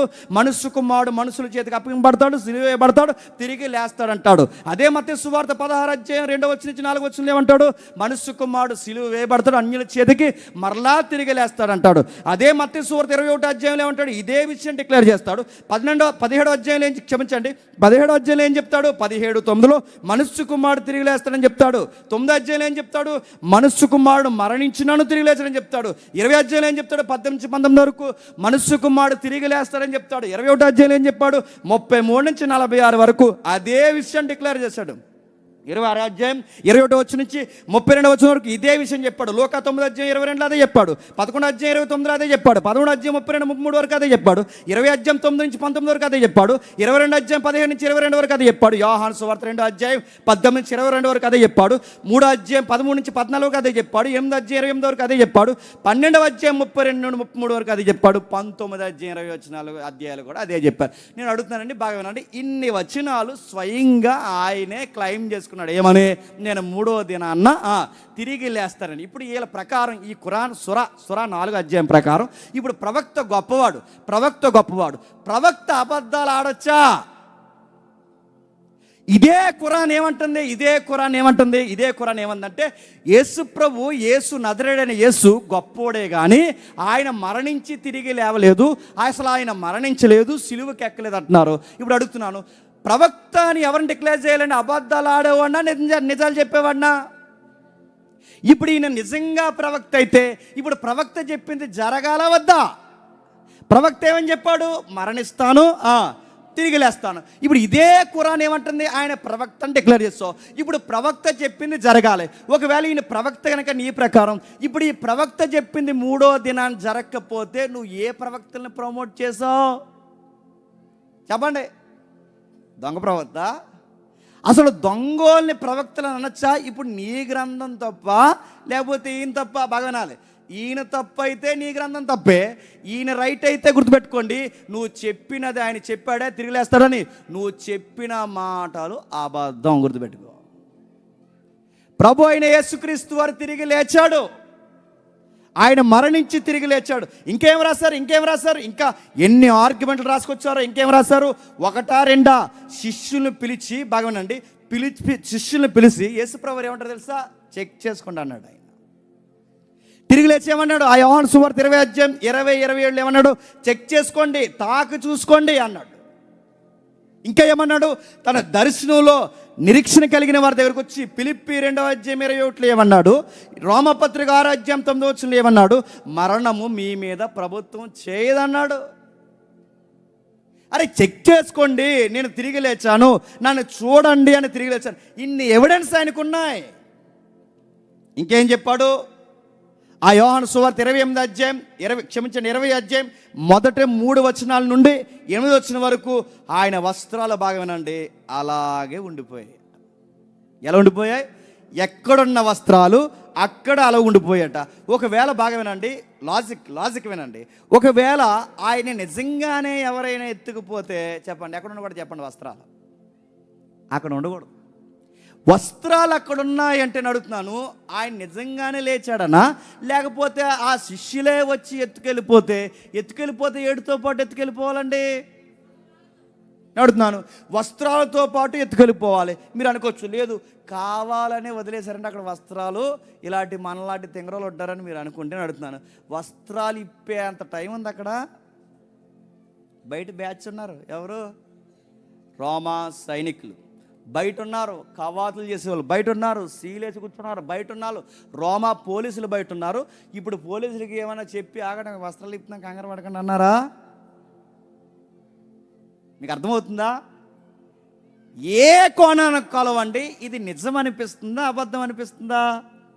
నిజమే అనిపిస్తుంది. ఇంకా మీకు అర్థం కావాలంటే, నలుగురుంటేనే కేసు ప్రూవ్ అయిపోద్ది. సరిగ్గా చెప్తే బాగానండి, కేసులు ఎలా ప్రూవ్ అవుతాయి అంటే, నలుగురు కరెక్ట్గా చెప్పారో, టైమ్స్ దిక్కులు కరెక్ట్గా చెప్పారో కేసు రుజువు అయిపోద్ది. అంతే, జడ్జి రాసేస్తాడు 10 సంవత్సరాలు జైలు శిక్ష చేసేంటికి అంటారు. నలుగురుంటేనే కేసు, నలుగురు చెప్తేనే కేసు రుజువైపోతే వీళ్ళు చెప్పింది నిజమని తెలిస్తే యేసుప్రభు వారికి నలుగురు చెప్పలేదు. చెప్పండి, మగ్దలేని మరియ చెప్పింది 20 అధ్యాయం యోహాను సువార్తలో. చాలామంది స్త్రీలు చెప్పారు, పేతురు చెప్పాడు, మార్గం మధ్యలో 2 శిష్యులు చెప్పారు, శిష్యులు అనేకులు అందరికీ కనబడ్డారని చెప్పారు. తోమా చెప్పాడు, 7 కన్నా ఎక్కువైన మనుషులు కనబడ్డాడని యోహాను సువార్త 21 అధ్యాయంలో మనకు కనబడుతుంది. ఇంకా అందరు అపోస్తులకు కనిపించాడని మత్తయి సువార్త 28 అధ్యాయంలో కనబడుతుంది. అపోస్తుల గారు 49 అధ్యాయంలో ఒలీవ కొండ దగ్గర అందరికి కనబడ్డాడు 40 రోజులు అని చెప్తుంది. ఇంకేం చెప్తుంది? కొరింథీ పత్రిక 15 అధ్యాయం 6 వచనంలో 500 మంది కన్నా ఎక్కువ కనబడ్డారని చెప్తుంది. ఇంకేం చెప్తుంది? యాకోబు కనిపించాడని చెప్తుంది, సహోదరుడు కనిపించాడని చెప్తుంది. అన్నిటికన్నా వింతడు తెలుసా? అసలు క్రైస్తవ్యాన్ని నమ్మని పౌలు కనబడ్డాడని చెప్తుంది గ్రంథం. ఇప్పుడు చెప్పండి, నలుగురు చెబితేనే నిజమైతే ఎంతమంది చెప్తున్నారండి? 100 మంది చెబుతున్నారంటే 100 మంది కలిసి ఒక అబద్ధాన్ని నిజం చేయగలరా? ఎవడో ఒకడు దొరికేడా? ఏదో ఒక లూప్ హోల్ దొరికేదా? ఇప్పుడు దీన్ని బట్టి మనం మాట్లాడుతుంటే ఏమర్థమవుతుంది? ఇది నిజమేనా అంటే చెప్పండి, నిజమే. ఇంకా ఏముంది? సిలువకు ముందు ప్రాణాలు చేతిలో పట్టుకుని పారిపోయారండి. ఎవరు? శిష్యులు. గమనించండి శిష్యుల యాటిట్యూడ్. సిలువకు ముందు ప్రాణాల చేతిలో పెట్టుకుని పారిపోయారు శిష్యులు. సిలువు తర్వాత అదే సిలువు ముందు నిలబడి మమ్మల్ని సిలువేసేయండి అన్నారు. ఇదేంటి? సిలువకు ముందు సిలువకు భయపడిపోయిన ఎవరో మాకు తెలియదన్న పెద్ద మనుషులు, ఆయన ఎవరో మాకు తెలియదని పారిపోయిన ఎంత భయస్థులు, సిలువ తర్వాత వీళ్ళకి ఏమైంది? రెండింటి మధ్యలో ఏం జరిగింది? ఏం జరగడం ఏంటి? ఆయన తిరిగి లేచాడు. ఒకవేళ అది అబద్ధమైతే అబద్ధం కొరకు ప్రాణాలు పెడతారా? నిజం కొరకే పెట్టమ్మా. అబద్ధాల కొరకు పెడతారా అని అడుగుతున్నానంటే, ఈ ముందుకి వెనక్కి అంటే సిలువకు ముందు ఇంత భయస్తులుగా ఉన్నవారు, సిలువ తర్వాత ఇంత ధైర్యం వీళ్ళకి ఎలా వచ్చింది? సంథింగ్ ఏదో జరిగింది. ఆ జరిగింది ఏదో కాదు, ఆయన తిరిగి లేచాడు. మరో ఆర్గ్యుమెంట్, యూదులకు విశ్రాంతి దినం అంటే ఎంత పిచ్చండి? పిచ్చా కదా వాళ్ళకి? ఎంత పిచ్చి అంటే, విశ్రాంతి దినాన్న పొల్లలేరడానికి వెళ్ళినోడిని ఏం చేశారు చెప్పండి? రాళ్ళు ఇచ్చి కూడా చంపేశారు. విశ్రాంతి దినాన్ని స్వస్థత చేస్తే ఏమన్నారు చెప్పండి? ఏలేస్తామన్నారు. అలాంటి విశ్రాంతి దినాన్ని ఏం చేశారు చెప్పిన? ఆదివారానికి మార్చేశారు. ఎంత ధైర్యం ఉండాలండి? పొల్లలేరితేనే కొట్టేశారు, అలాంటిది దినాన్నే మార్చేశారంటే, దినాన్ని మార్చి ఆ రోజు మేము శనివారం ఆరాధన చేయము, ఆదివారం ఆరాధన చేస్తామన్నారంటే ఎంత నిజమైతే విశ్రాంతి దినాన్ని ఎదిరిస్తారు చెప్పండి? ఇవన్నీ ఆర్గ్యుమెంట్లు అంటారు వీటిని. ఇంకా ఏమున్నాయి? విలియం లైన్ అనే ఒక ఆయన ఏమన్నాడు చరిత్ర ప్రకారం? ఏమన్నాడు తెలుసా? శిష్యుల్ని లేదా శిష్యులు ప్రకటిస్తున్న ఆయన చూపించుతాడు. విలియం లైన్ అనే ఆయన ఏమన్నాడు, చరిత్రకారుడు ఏమని మాట్లాడతాడంటే, ఆయన ఇలా అన్నాడు, ఆధారాలు ఉన్నాయి అన్నాడు. ఆయన నిజంగానే క్రైస్తవ నిజం, అదిగా ఆయన మాట్లాడుతున్నాడు. ఏమని మాట్లాడుతున్నాడంటే, చరిత్ర ప్రకారం యేసుక్రీస్తు యొక్క బరియల్ యేసుక్రీస్తు యొక్క బరియల్ రుజువుపరచొచ్చు అంటున్నాడండి ఆయన. ఒక చరిత్రకారు ఏమని మాట్లాడుతున్నారు చూడండి. చరిత్ర ప్రకారం యేసుక్రీస్తు యొక్క సమాధి కార్యక్రమాన్ని రుజువుపరచొచ్చు. చరిత్ర ప్రకారం ఆయన సమాధి ఎక్కడుందో ఈ నవతరంలో కూడా చెప్పొచ్చు. ఇంకేం చెప్తున్నాడు? చరిత్ర ప్రకారం శిష్యులు ఒక నూతన అనుభవానికి గురయ్యారని కూడా చెప్పచ్చు. ఇంకా ఏం చెప్పచ్చు? వారు ప్రభు అయిన యేసుక్రీస్తు వారు తిరిగి లేచారో చూసారో లేదన్న దాన్ని తర్వాత విషయం పక్కన పెడితే, వాళ్ళ మాత్రం ముందుకి తర్వాతకి చాలా విచిత్రంగా ప్రవర్తించారని చెప్పొచ్చు. అసలు ఇంత విచిత్రం ఏం జరిగిందా అని ఆలోచిస్తే వాళ్ళ కళ్ళన్నీ పునరుద్ధానం వైపుకే చూస్తున్నాయి కనుక వాళ్ళ ప్రవర్తన బట్టి కూడా చెప్పొచ్చు ఆయన తిరిగి లేచాడు అని. మనోళ్ళు కాదు, ఇలా గుర్తుపెట్టుకోండి. చరిత్రకారులు చెప్తున్నారు. ఇంకా ఏం చెప్తున్నారు? క్రీస్తును సమాధి చేసింది, బాగా వినండి, క్రీస్తును సమాధి చేసింది ఎవరండి? 12 మందిలో ఒకరు చేశారండి చెప్పండి. యేసుక్రీస్తు వారిని సమాధి చేసింది, మర్చిపోకండి, ఇది కోర్టు, నేను డిఫెన్స్ లాయర్, మర్చిపోకండి. యేసుక్రీస్తు వారిని సమాధి చేసింది ఎవరు? 12 మంది కాదు, బయటోడు ఆ గుంపులో లేనోడు అరిమతయి యోసేపు 12 మందిలో ఒకడు కాదు, బయటోడు నడుతున్నాను. బయటోడు సమాధి చేసి నడుతున్నాను. అసలు సమాధి ఏల చేయలేనప్పుడు, అంత ధైర్యమే వీళ్ళకి లేనప్పుడు తప్పును ప్రకటించగలరా? ఆయన సమాధి చేసింది ఎవరు? బయట ఆయన. ఇప్పుడు నడుతున్నాను, ఇది ఆయన తిరిగి లేచాడన్నది అబద్ధమైతే, ఆయన తిరిగి లేచాడన్న వార్త శిష్యులు ప్రకటిస్తున్నది అబద్ధమైతే, బయటోడిని బయటికి లాగి, బాగా వినాలి, బయటోడిని ప్రభుత్వం బయటికి లాగి ఈ దుర్వార్త దేశం అంతా చెప్తున్నారు. వీళ్ళు వెళ్ళరా, నువ్వేగా కప్పెట్టావు, ఇలా రా అని గట్టిగా అరిచి చెప్పమంటే అరిమతయి యోసేపు సాక్ష్యం చెబుతాడా? చెబుతాడు. ఎందుకంటే ఆయన శిష్యుడు కాదుగా, 12 మందిలో ఒకడు కాదుగా. ఇప్పుడు ఈయన బయట వ్యక్తి కూడా ఆయన ఖచ్చితంగా ఆయన్ని ప్రకటిస్తూ వెళ్ళిపోయాడంటే, మరలా వచ్చి బాగా అంటే సాక్ష్యంగా నిలబడిపోయాడంటే మీకు ఏమర్థమవుతుంది? బయటోడు కూడా సాక్ష్యంగా నిలబడ్డాడు. ఇంకేం చెప్తున్నాడు? అసలు ఈ సంగతి కల్పించినదైతే మొట్టమొదట ఈయన తిరిగి లేచడానికి చూసింది ఎవరంట చెప్పండి? స్త్రీలు. ఎవరు చెప్పండి? స్త్రీలు. నేను మళ్ళీ అడుగుతున్నాను, అసలు యేసుప్రభు వారు తిరిగి లేచారని మొట్టమొదటిసారి ఏ దేశంలో ప్రకటించారండి చెప్పండి? జీకేబిటి చెప్పకపోతే సి అంటారు మనం. చెప్పండి, యేసుక్రీస్తు వారు తిరిగి లేచారని మొట్టమొదటిసారి ఈ వార్త ఏ దేశంలో ప్రకటింపబడింది? యోదయ దేశంలో, ఇంకా ఇజ్రాయెల్ దేశంలో. నడుతున్నాను, యోధ ఇశ్రాయేల్ దేశంలో స్త్రీలు సాక్ష్యాలు ఒప్పుకుంటారా? ఒప్పుకోరు.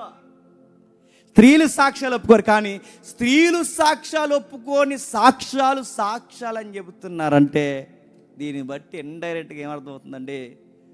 గౌరవం లేని నమ్మని వ్యక్తులు నిజంగా చూశారని చెప్తున్నారంటే నిజంగా ఇది కల్పించింది అయితే, ఈ స్టోరీ కల్పించింది అయితే దానికి మేమే సాక్షులమని స్త్రీల పేర్లు రాసుకోవాలా, పురుషుల పేర్లు రాసుకోవాలి? చెప్పండి. పురుషుల పేర్లు రాసుకోవాలి. ఎందుకు? ఇది కల్పన కథ కాబట్టి పురుషులు మేమే చూసని చెప్పుకోవాలి. కానీ వీళ్ళు ఎవరు చూశారని చెప్తున్నారు ముందు? అది ఎవరి మధ్య చెప్తున్నారు? యూదుల మధ్య, ఇశ్రాయేల్ మధ్య చెప్తున్నారంటే ఇది ఖచ్చితంగా నిజం. అది ఇంకా ఏం చెప్తున్నారు? ఇంకేం రాస్తున్నారు? అసలు నిజంగానే శిష్యులు కల్పించిన కథ అయితే, ఈ స్త్రీలే కల్పించింది అయితే, స్త్రీల్ని బయటికి లాగు రెండు తగిలిస్తే నిజం చెబుతారా చెప్పరా? ఎందుకు చెప్పరండి? మామూలుగానే కొల్లారు చేద్దని చెప్పేదారు. అలా చెప్పని అడుగుతున్నారు. ఎందుకు చెప్పరో చెబుతారు. ఒకవేళ శిష్యులే ఇది కల్పించిన కథ అయితే ఇది చెప్పుకుంటే ఎక్కడ తిరుగుతారు తెలుసా?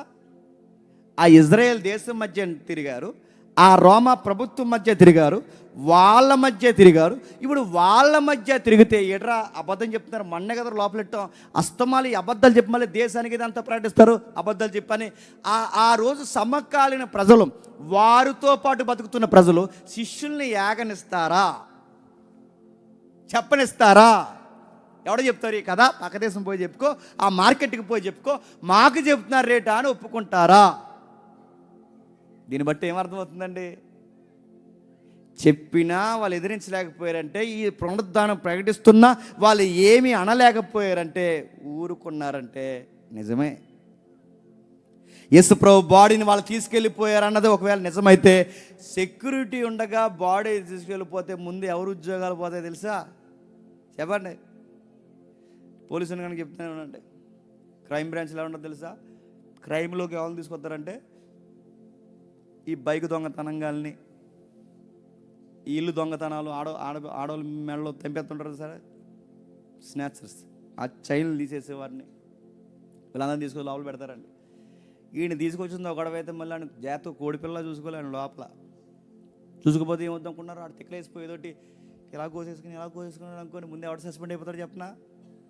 ఆ నైట్ ఆఫీసర్ పోతాడు, ఆ సెక్యూరిటీ చేసినట్టు పోతాడు, అందరూ పోతారు. ఆడు మళ్ళీ మాకు ముద్దాయి గుర్తుపెట్టుకుని ఆయన తీసుకురావడం ఒక్కదైతే, ఆయన జాగ్రత్తగా కోర్టుకు ప్రవేశపెట్టే వరకు ఆడు ఒంటి మీద గీత ఉంటే సస్పెండ్ అంటారు అంతే. ఇక అరే వచ్చినోడి మీద ఒక గీత ఉంటే, అలాంటిది లాకప్లోనే చచ్చిపోయాడు అనుకోండి, బాగా వినండి, లాకప్లోనే చచ్చిపోయాడు అనుకోండి, ముందు మమ్మల్ని లాకప్లో గేంటేద్దరు గుర్తుపెట్టుకోండి. ఉద్యోగం లేదు, ఉద్యోగం పాయ లోపల పోతాం ఇంకంతే. ఇక అలాంటిది ముద్దయిపోయాడు అనుకోండి, ఇంకెవరు చెప్పనా? ఇలాంటి దొరికే వరకు ఇంక ఇంటికి రాము. ఇంకా ఆడెక్కడో దొరకాలి, అప్పటి వరకు ఇంటికి రావడానికి లేదనుకో.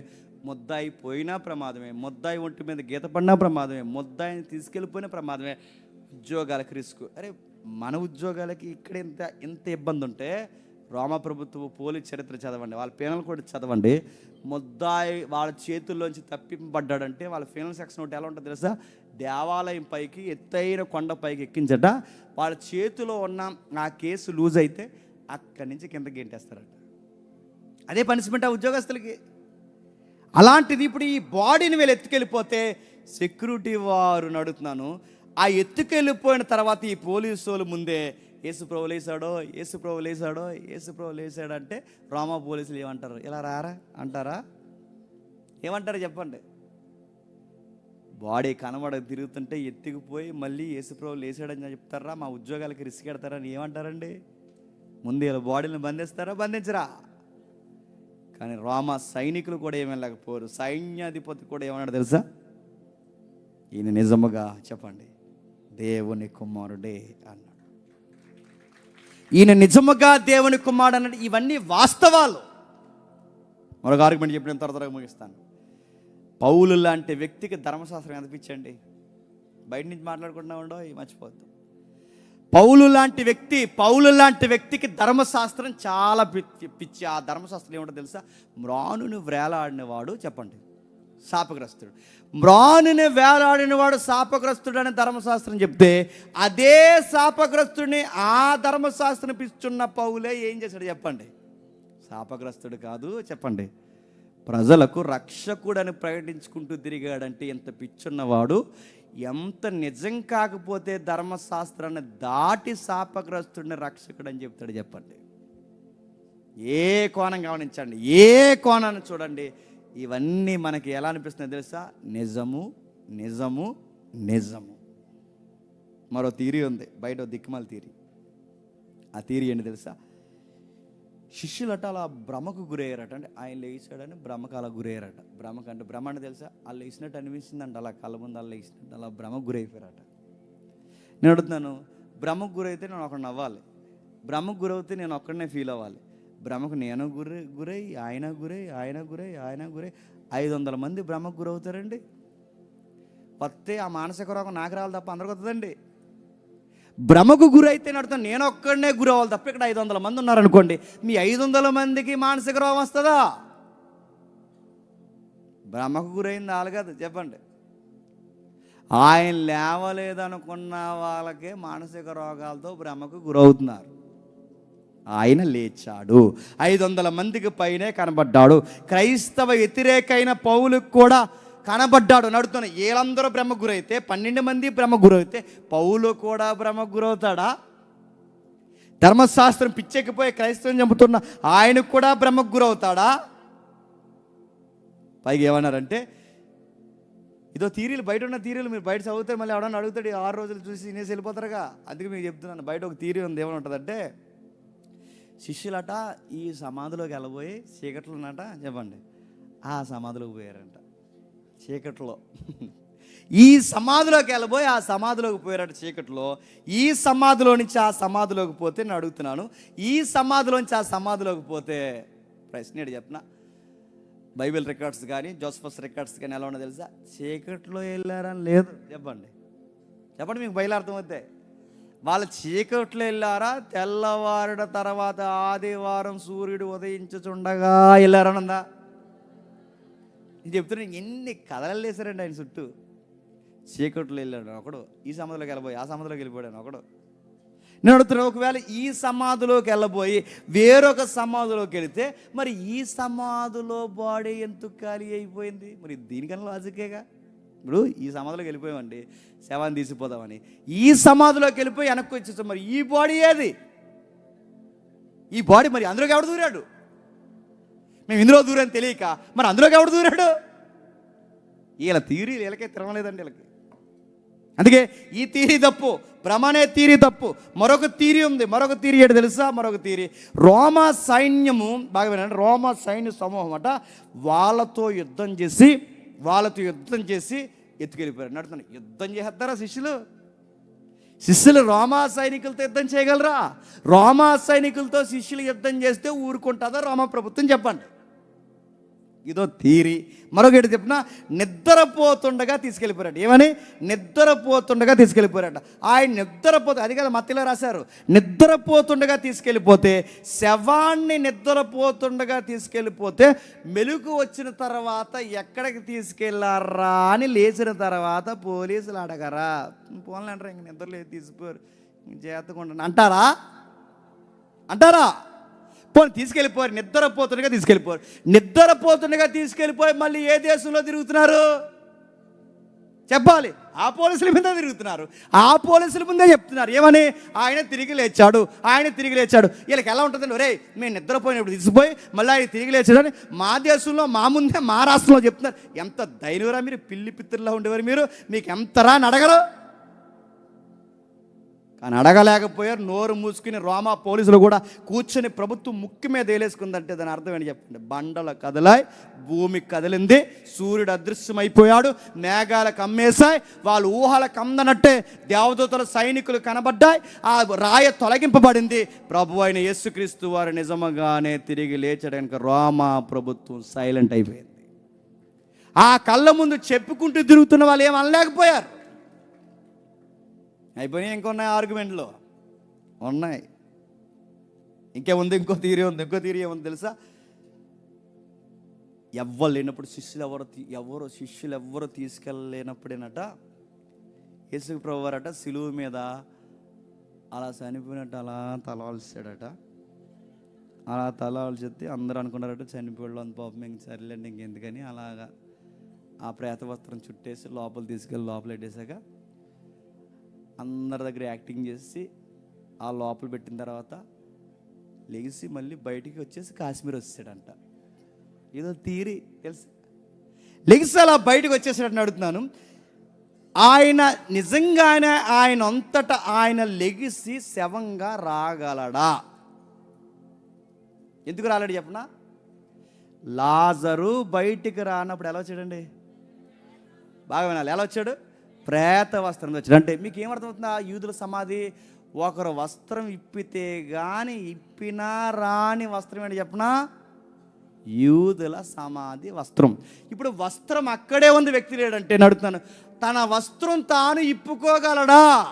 తనంతట తాను లెగిసి వెళ్ళగలడా? ఇది జరిగే పనా?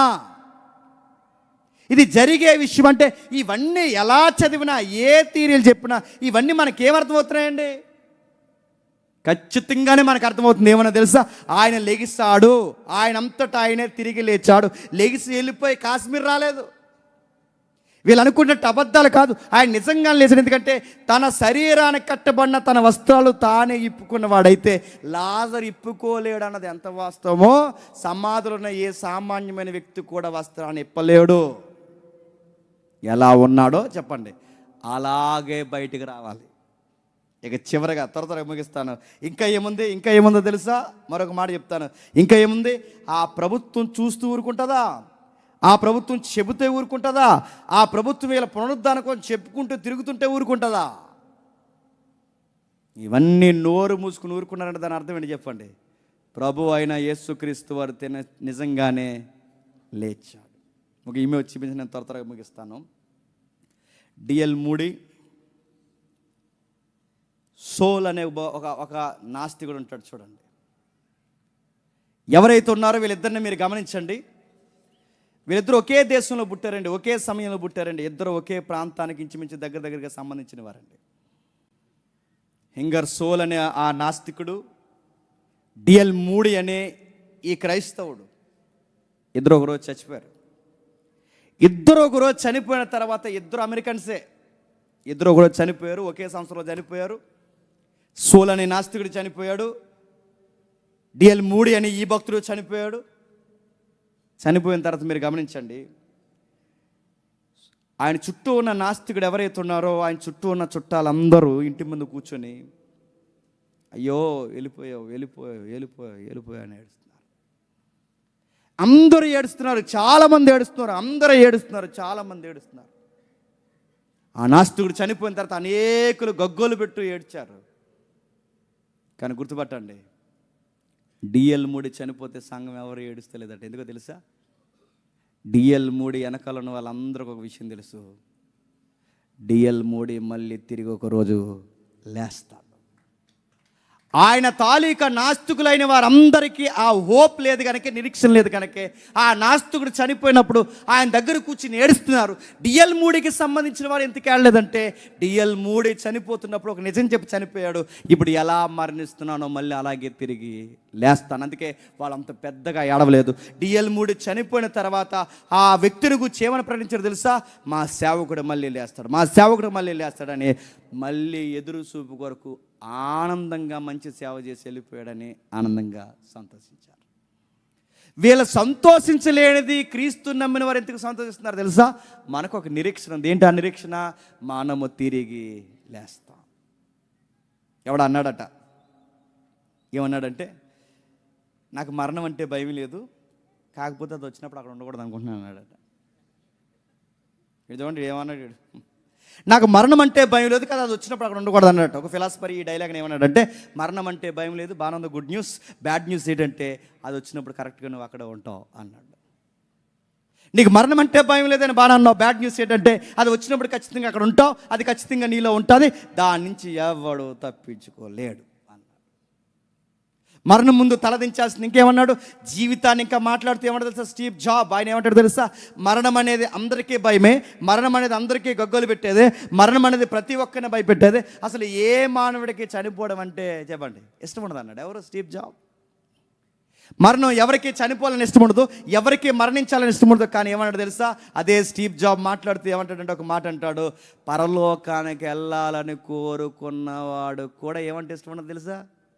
చెప్పండి అని ఈ ప్రకారం పరలోకానికి వెళ్ళాలని కోరుకున్నవాడు కూడా ఏమన్నా ఇష్టపడదండి, మరణించాలని ఇష్టపడదు. కానీ పరలోకానికి వెళ్ళాలని కోరుకున్నవాడి ఇంటికి మరణం వస్తుంది, పరలోకం నమ్మని వాడి ఇంటికి మరణం వస్తుంది. ప్రతి ఒక్కడిని మరణం మింగేస్తుంది. కానీ ఈ మరణాన్ని కూడా ధైర్యంగా చూడగలిగేవాడు ఒకే ఒక్కడు, పునరుద్ధానాన్ని బలముగా నమ్మినోడు. ఈ ఆర్గ్యుమెంటే పౌలు చేస్తున్నాడు కొరింథీ పత్రికలో. ఏమని చేస్తున్నాడు తెలుసా? ఇది నిజం కాకపోతే మేము చేయ సువార్త వ్యర్థమే, ఇది నిజము కాకపోతే మా కష్టము వ్యర్థమే, ఇది నిజము కాకపోతే క్రీస్తునందు నిద్రించిన వారి విశ్వాసము వ్యర్థమే, ఇది నిజము కాకపోతే మేము చేయు ప్రకటన వ్యర్థమే, ఇది నిజము కాకపోతే మా సాక్ష్యాలు హతసాక్ష్యాలు వ్యర్థమే. అదే ఇది నిజమైతే మా సువార్త అర్థమే, ఇది నిజమైతే మా కష్టము అర్థవంతమైనదే, ఇది నిజమైతే ఈ క్రీస్తు కొరకు ముందుగా చనిపోయిన హతసాక్షుల జీవితాలు కూడా అర్థవంతమైనవి. ఇది చేశాడండి ఆర్గ్యుమెంట్ మొదటి శతాబ్దంలో. ఇంకేం మాట్లాడు ఒకసారి చూడండి, ముగించేద్దాం. నిజంగానే ముగించేద్దాం, కొట్టేస్తున్నాను. ఏప్రిల్ రాసిన పత్రిక 11వ అధ్యాయం.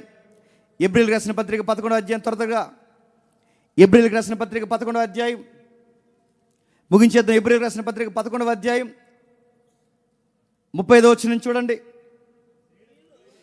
స్త్రీలు మృతులైన తమ వారిని పునరుద్ధానం వలన మరలా పొందితిరి, కొందరైతే మరీ శ్రేష్టమైన పునరుద్ధానం పొందగోరి. కొంతమంది ఏమన్నారంటే, అమ్మ మీ ఆయన బతికించమంటారా, అమ్మ మీ అబ్బాయిని బతికించమంటారా, అమ్మ చనిపోయిగా బతికించమంటారంటే అన్నారట. కొంతమంది అన్నారట బతికించండి బాబు అన్నారట. మరి కొంతమంది అన్నారు వద్దు సార్ బతికించొద్దు అన్నారు. అంటే ఇప్పుడు బతికినా మళ్ళీ చనిపోతాడు, మాకు ఎప్పుడు బతకాలని కోరుకుంటున్నామంటే ఒకరోజు క్రీస్తు వస్తాడు, మనుషుల్ని బతికిస్తాడు, ఆ పునరుద్ధానం మాకు ఇవ్వండి చాలా అన్నారట. అందుకు దాని కొరకు వాళ్ళు ఏం చేశారట కింద చెప్తున్నాడు చూడండి. కింద చదవండి. రాళ్లతో కొట్టబడరి, రంపాలతో కోయబడరి, ఖైదీలుగా ఉన్నారు, కొరడాలతో కొట్టబడ్డారు, బంధకాలతో ఉన్నారు, శోధింపబడ్డారు, ఖడ్గాలతో చంపబడ్డారు, గొర్రె చెమ్మాలు కప్పుకున్నారు, మేక శర్మాలు కప్పుకున్నారు, దరిద్రులై ఉన్నారు, శ్రమపడ్డారు, హింసపడ్డారు, అడవుల్లో, కొండల్లో, గృహల్లో, స్వరంగాల్లో తిరిగారు. ఇంకా అట్టి వారు బాధపడుతూ ఏమన్నారంటే ఈ లోకము మాకు యోగ్యమైనది కాదు అన్నారంటే మరో లోకం ఉందని చెప్పండి. జీవితాన్ని పెట్టుబడిగా పెట్టేశారట. ఇప్పుడు చెప్పండి, వీళ్ళందరూ ఈ వాస్తవం కోసం చనిపోయారు అన్నది అర్థవంతమైతే ఈ 6 రోజులు మనం పడింది కూడా చెప్పండి అర్థవంతమైనది. మీరు ఇచ్చిన ప్రతి రూపాయి ఫలభరితమైనది, మీ 6 రోజుల సమయము అర్థవంతమైనది, మీరు విన్న ప్రతి మాట అర్థవంతమైనది, మీరు నమ్ముతున్నారే రాబోతున్న ఒక జీవితం ఉందని అది మరింత అర్థవంతమైనది, అది నిజముగానే జరగబోతుందనడానికి ఎంతకన్నా వాస్తవాలు ఇంకేం కావాలి చెప్పండి. అందుకే చెప్తున్నాను, ఆయన నిజంగా తిరిగి లేచాడా, తిరిగి లేచాడా. ఆయన తిరిగి లేచాడు కనుకే పీకల మీద కత్తిలెట్టినా ఏమన్నారు తెలుసా? చావనైనా చేస్తాం కానీ ఆయన మాకు తెలియదని మాత్రం అన్నారు. దెబ్బలు ఎంత గట్టిగా కొట్టి సరసాలు వేసినామన్నారు తెలుసా? చావనైనా చేస్తాం కానీ మేము విన్న వాటిని కన్న వాటిని ప్రకటించకుండా ఉండలేమన్నారు. అందుకే పిల్లలు చనిపోయారు, భార్యలు చనిపోయారు, కుటుంబీకులు చనిపోయారు, చివరికి తమ్మును తామే చంపుకున్నారు. దేనికి ఎంతలా పిచ్చెక్కిపోయి చనిపోతున్నారంటే వాళ్ళకు వాస్తవాన్ని కళ్ళతో చూశారు. తిరిగి లేచిన ఆయన్ని చేతులతో తాకారు. తిరిగి లేచిన ఆయన చేతులతో తాకడమే కాదు, కలిసి కూర్చున్నారు, భోజనం చేశారు, ఆయన మాటలు చెవులారా విన్నారు, కళ్ళారా చూశారు. ఏమన్నారంటే మీరు నిజముగానే తిరిగి లేచాడు. అక్కడ నేర్చుకున్న సాక్ష్యం కళ్ళతో చూసిన మన అనుమానానికి పితరులు, మన అనుమానానికి ప్రత్యేకంగా ఉన్న ఆ తోమ ఇండియా వరకు ఆ నిజాన్ని మోసుకొని వచ్చి మన పితరులకు చెప్పాడు, ఇది నిజమని చెప్పాడు, బోధించాడు, ఇదంతా ప్రకటించాడు. ఇదిగో ఆయన తిరిగి లేచాడని. తోమని ఇక్కడ దారుణంగా ఈ సనాతన ధర్మ పిచ్చోళ్ళు చంపేస్తున్న చేతులు పైకెత్తి ప్రభువా నా ఆత్మను చేర్చుకొని సంఘ చరిత్ర ప్రకారం చనిపోయాడు. ఇందాక మాట్లాడే ఆంద్రియా ఆ దేశాలకు పోయి చనిపోయాడు. పౌలు పరిసర ప్రాంతాల్లో తిరుగుతున్నప్పుడు చక్రవర్తుల చేతుల్లో వధకు గురిచే చంపేశారు. ఈ పాట చూడండి, పౌలు గారు ఎలా చనిపోతారు. పేతురుని చూపిస్తారు, మేరీని చూపిస్తారు, పౌలుని చూపిస్తారు. పౌలు గారి మీద కత్తి పెడతారు, కత్తెత్తి చివరికి ఒక అవకాశం ఇచ్చినట్టు చూపిస్తారు. సైంట్ అపోస్టల్ అని ఒక మూవీ ఉంది, చూడండి వీలైతే. ఐజ్ ఓడరు చూడండి. ఆ మూవీలో చక్రవర్తి పై కత్తెత్తుతాడు, సైన్యాధిపతి కత్తెత్తుతాడు. పౌలు గారు ఎలా చూస్తారు తెలుసా? చేసే పని ఏదో త్వరగా చేయి, నా కొరకు నేను ఇప్పటి వరకు ప్రకటించిన నా యేసుడు ఎదురు చూస్తున్నాడు. ఆ సీన్లో లాస్ట్ ఒక బిట్ కట్ చేసి మేము పెట్టాం. పౌలు గారు చనిపోయిన తర్వాత మొట్టమొదటిసారి ఇలా పరదేశంలో అడుగు పెట్టిన వెంటనే పౌలు గారికి ఎవరు కనబడతారు తెలుసా? తన చేతుల్లో చనిపోయిన స్టెఫెన్ కనబడతాడు. చాలామంది స్త్రీలను చంపేశాడే, ఆ స్త్రీలు కనబడతారు, చిన్నపిల్లలు కనబడతారు. చివరికి అందరిని ఎత్తుక్కుంటారు, అందరికి క్షమాపణ చెప్పినట్టు వాళ్ళని అగ్గి చేసుకుంటారు. ఆ కళ్ళు ఇవ్వ చూడండి, వెళ్ళిపోయి చచ్చిపోయి గుండె అయిపోయారు. సెమినార్ లాస్ట్ రోజు లేచిపోవడానికి రెడీ అయిపోయారు వాళ్ళు. అందుకే పరమానందం అంటున్నాను నేను. ప్రభు అయిన యేసుక్రీస్తు వారు బాగా వినండి.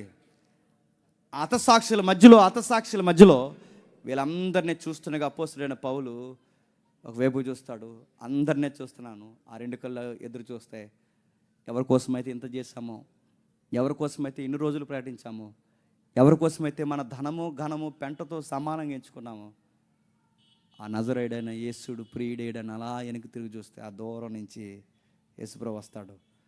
ఆ సీన్లో మనకు కనబడుతుంది, నా జీవితం ధన్యమైపోయింది అని. అందుకే మనం ఏదో అబద్ధం కొరకు ప్రయాసపడలేదండి, చెప్పండి, ఒక పచ్చి నిజం కోసం ప్రయాసపడుతున్నాం. మనం ఎవరో చెప్పిన పుక్కిటి పురాణాల వెనకాల తిరగట్లేదండి, ఒక నిజమైన గాథ వెనకాల తిరుగుతున్నాం. గ్రీకులకైనా ఆధారాలు లేదేమో కానీ మనకు ఆధారం ఉంది. యూదులకేమో ఆధారం లేదేమో కానీ మనకు ఆధారం ఉంది.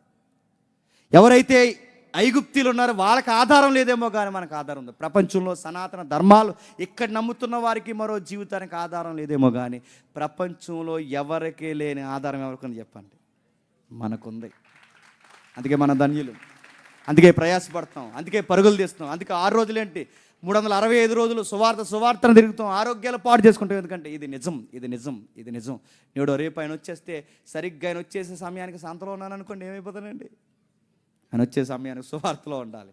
ఆయన వచ్చే సమయానికి సందల్లో ఉన్నాను అనుకోండి, ఏమైపోతానండి? ఆయన వచ్చే సమయానికి సువార్త. అందుకే ఆయన వచ్చే గడియ ఎప్పుడో తెలియదు కనుక, ఎక్కడో తెలియదు కనుక, ఎక్కడైనా ఏదో క్షణం సువార్త చేస్తూనే ఉండాలి. ఎందుకంటే ఇది నిజం. ఈ నిజం కొరకు ప్రయాసపడి ఎలా అసూలు బాసారో చూడండి. ముగించుకుందాం, ఒకసారి చూడండి. ఆ పాట అవుతుందా? లైట్స్ ఆఫ్ చేయండి.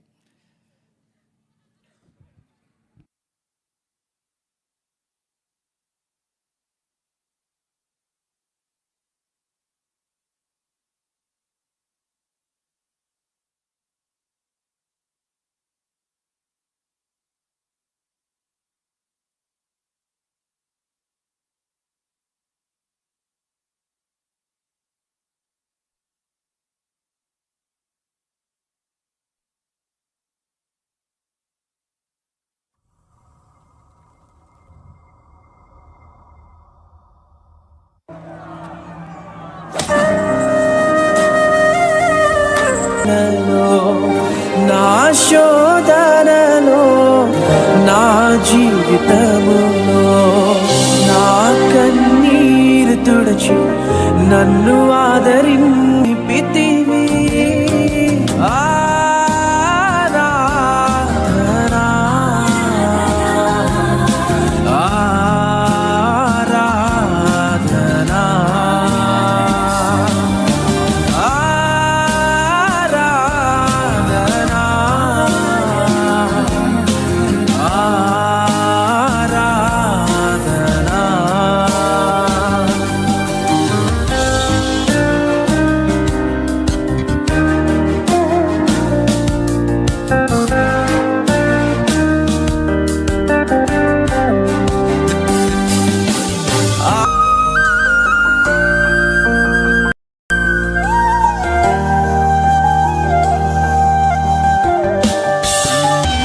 పాపినైన నన్ను క్షమించితివి, నీ దరికి చేరే భాగ్యమునిచ్చితివి.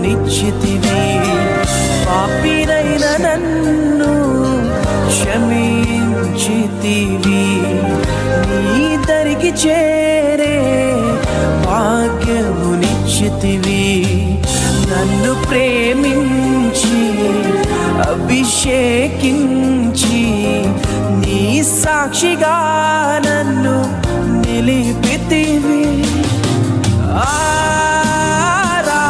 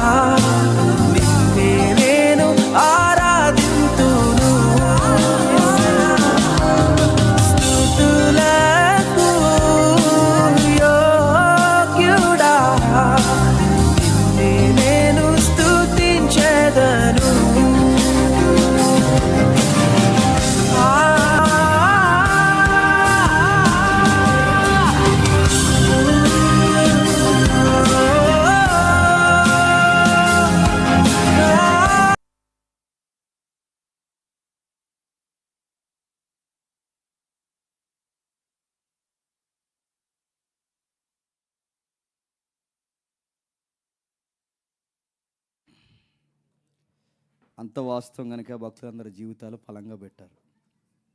అంత నిజాలు కనుక వారి జీవితాన్ని త్యాగాలుగా మార్చేశారు, హతసాక్షులుగా మిగిలిపోయారు. కాబట్టి ఈ నిజాన్ని మనం నమ్మం. ఈ నమ్మినందుకు మన జీవితం ఒమ్మి కాదు, మన జీవితానికి ధన్యత. ఈ ధన్యత కొరకు 6 రోజులు కష్టపడిన వారి యొక్క పేర్లు టకాటక చదువుతాను నేను. ఒక 2 నిమిషాలు ఇది ముగించుకొని మనం భోజనానికి వెళ్ళిపోతాం. ఈ సెమినార్ స్టార్ట్ అయిన దగ్గర నుంచి ఈ సువార్త కొరకు కష్టపడిన వారి మొదటి జాబితాలో మొదటి పేరు మోహన్ గారు. ఇక్కడ రామేశ్వరపేటలో ఉంటారు. ఏది లేకపోయినా అన్నే మాకు డైరెక్ట్ నేమ్ అన్నమాట. మోహన్ గారు చాలా కష్టపడ్డారు. ఆయన కొరకు ఒకసారి ఎంకరేజ్మెంట్ కొరకు చప్పట్లు కొట్టండి. అలాగే లాజరు, వాటర్ డిపార్ట్మెంట్ అంతా చూసుకున్నది లాజరు. ట్రాక్టర్ డ్రైవర్ గారు నాగార్జున గారు, వేట్లపాలెం సాయి, రాజు, సుధాకర్, వీళ్ళందరూ మీకు వాటర్ సప్లై చేస్తారే వాళ్ళన్నమాట. పార్దో చెప్పాను.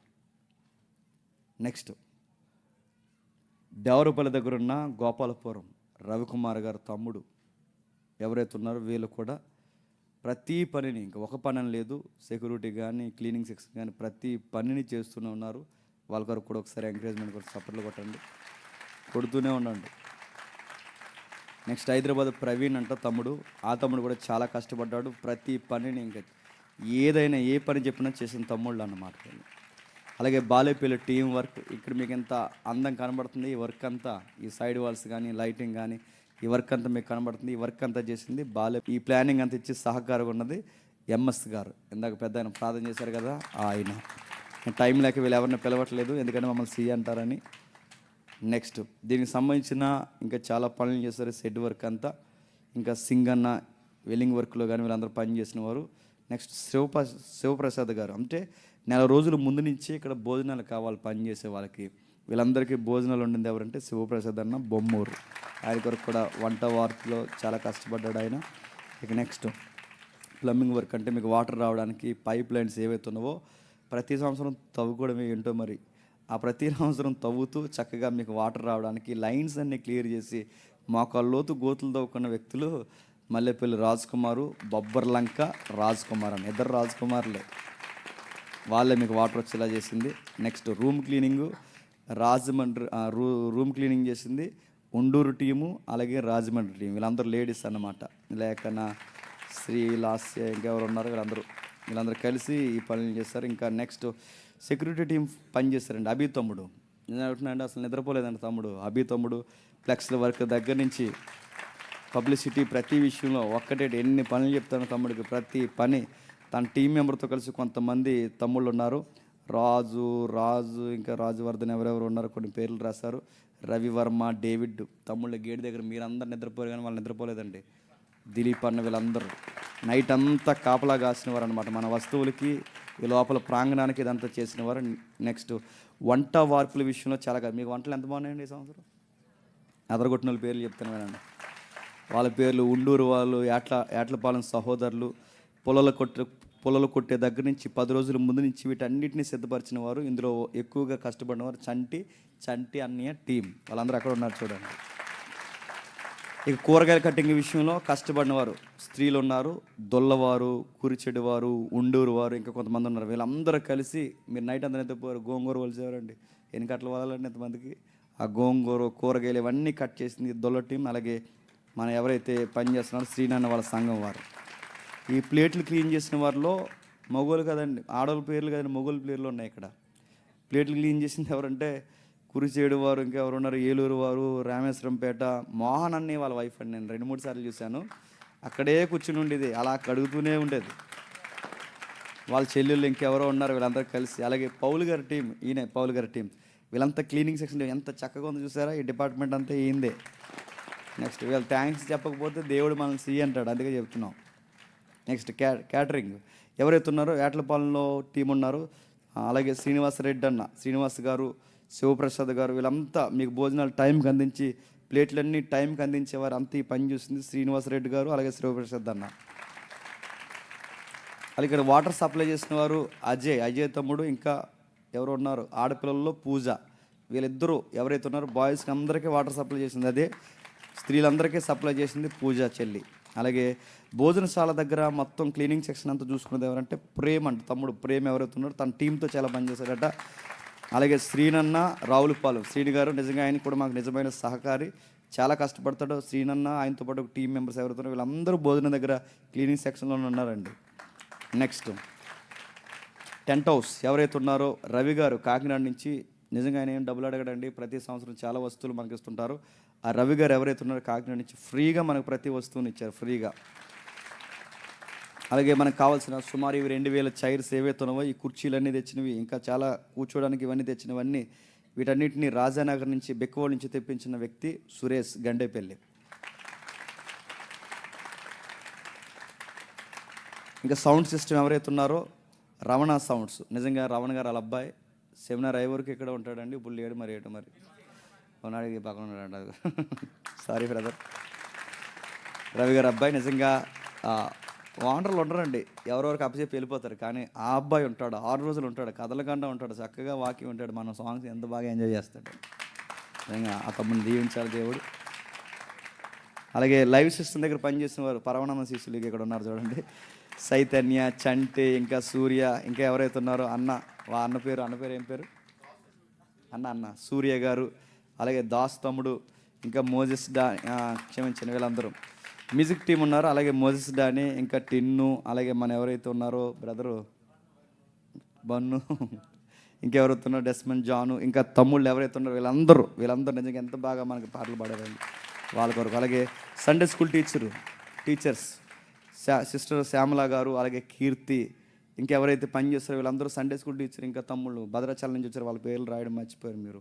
ఆ చెల్లెలు ఇరువురు మధ్యాహ్నం మనకి చూపించారుగా, ఆ చెల్లెలు ఇరువురు వీళ్ళందరూ కలిసి మన పిల్లలు మనకు గోల్ లేకుండా చక్కగా 4 పాఠాలు నేర్పించారు, వాళ్ళని కూడా దేవుడు దీవించాలి. అలాగే మెడికల్ క్యాంప్ దగ్గర పనిచేసింది ఉండూరు డేవిడ్ గారు, అలాగే హైదరాబాద్ డేవిడ్ గారు, వీళ్ళిద్దరు మెడికల్ ఫీల్డ్లో ఉన్నవారు. చాలామందికి ఏది ఇబ్బంది ఉన్నా రాత్రి పగలు చూసుకున్నది వాళ్ళే. ఇంకా రిజిస్టర్స్ దగ్గర కూర్చున్నది ప్రతి ఏడాది మనకి నమ్మకంగా రూపాయితో సహా అప్పగించే సోదరి బ్యూలాతో పాటు ఒక టీం మెంబర్స్ ఉన్నారు, వీళ్ళందరూ దేవుడు వాళ్ళని దీవించాలి. ఇంకా డయాస్ దక్కకుండానే వెళ్ళిపోవడానికి రెడీ అయిపోయినాను, ఫోన్పే చేసిన డబ్బులు ఇప్పుడే. సరే, బ్యూలాని దేవుడు దీవించాలి, అలాగే వాళ్ళ టీంని కూడా దీవించాలి. అలాగే షెడ్కి సంబంధించిన క్లాత్ వర్క్ కట్టింది చంటి గారు, దామిరెడ్డిపల్లి చంటి గారు ఎవరైతే ఉన్నారో వీళ్ళందరూ కలిసి మనకి చక్కగా కనబడుతుంది. మా రాజమండ్రి చర్చ తయారు చేసిన వాళ్ళే, ఇక్కడ తయారు చేసిన వాళ్ళే. వాళ్ళతో వచ్చిన కూలీలకి డబ్బులు తీసుకున్నారు, కానీ వాళ్ళ అల్లుడు ఎక్కడ ఉంటాడండి, వాళ్ళ అబ్బాయి కూడా ఎక్కడ ఉన్నాడు. నేను బాప్టిజం తీసుకుని షెడ్ వర్క్ చేసిన వాళ్ళందరూ వాళ్ళు, తమ్ముడు అనిల్, ఆ సంటి ఎవరైతే ఉన్నారో వాళ్ళ టీం దామిరెడ్డిపల్లి, వాళ్ళు చక్కగా ఫ్రీగా మనకు చేసిపెట్టి ఈరోజు ఈ సెట్ ఎక్కడో రెంట్కి తెచ్చామనుకోకండి, ఇది మందే. ప్రతి సంవత్సరం రెంట్ ఇవ్వలేకపోతున్నాను, మనమే తయారు చేస్తాం, ఇది మందే. మీకు ఎవరికైనా పెళ్ళిళ్ళు కావాలంటే అడగండి, తక్కువ రేటుకి ఇద్దాం, సరదాగా అట్లా. నెక్స్ట్ ఎవరైతే ఉన్నారో ఇంకా ఎల్ఈడి సురేష్ గారు చక్కగా మనకు కొత్త స్క్రీన్ ఎక్కడికి తీసుకొచ్చాడండి, బాగుండాలి మన దగ్గర వర్క్ బాగుండాలని ఇక్కడే కట్ చేశాడు, రిబ్బన్ కట్ చేసింది ఇక్కడే, నేనే ప్రేయర్ చేశాను ఎల్ఈడి సురేష్ గారికి కూడా ఒకసారి.